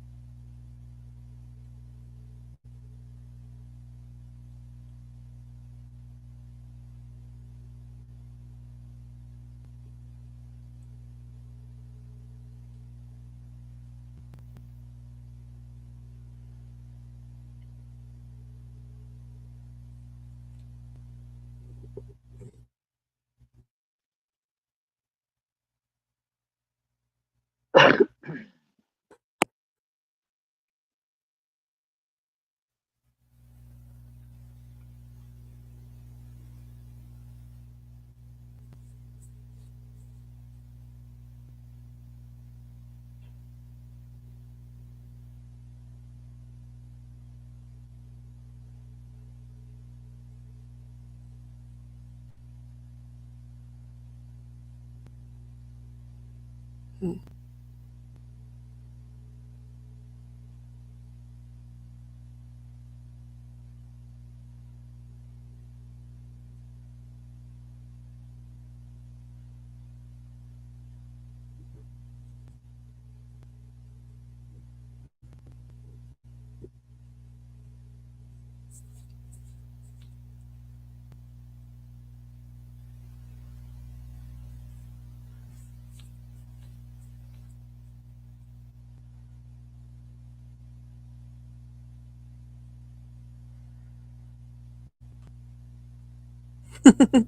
I just bothered to look up in the chat just to make sure no one had said anything.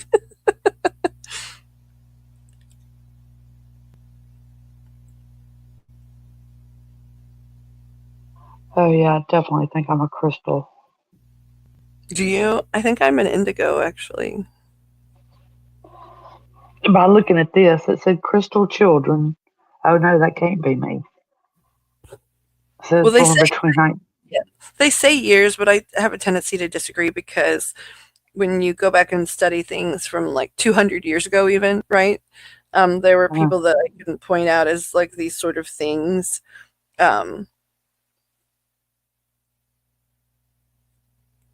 so I think that there's some injected, into um, yeah, because the rest of them like just is me, just to a taste. It says strong and pure-hearted, highly developed imagination and creativity, extremely em- empathic, mhm. pathetic, and emotional, passionate about supernatural phenomena and superheroes, and easygoing. I think that's me. Yeah, But then again, I am stubborn. I do despise the system. I am a warrior in spirit, so I could be indigo also. right. So I want to find. Okay, matter of fact. Okay, so I think because I was told, right, like we have to try and stream. Originally, it's supposed to be like 9 to 3, right, on Saturdays, but it was like 9 to 12, but or 9 to like I guess it was like 9 to 1 or 9 to 2. I can't remember, and then it could go as late as 3 or whatever. But I'm glad that we've been here. We've been here almost 4 hours. Like in 2 minutes, it'll be 4 hours. And I mean, I'm going to leave this one out, even though there was not much action, right? Like, but I'm still just going to leave it available because we had that nice gentleman come in, and I'll try and remember to tag it like when he came in. But I'm saying all this because I'm going to kill the stream, and then maybe you and I can chat for a little bit after. Okie dokie. I think that's okay, don't you? I think we did okay at 4 hours. Yep, I do. And so I'm just saying to anybody that winds up hearing this, I may wind up privatizing it at some point, but at this juncture anyway, um, I still plan to, and Pixie, whenever she's able, of course, to try and get this schedule. I understand it takes a while to prove you're being consistent. I'm so glad we got to meet a new friend tonight. He was a lovely young man. I hope that he returns. And we'll continue to be here as well as some other places moving forward. And for now, everybody be well, and we'll talk soon. Love and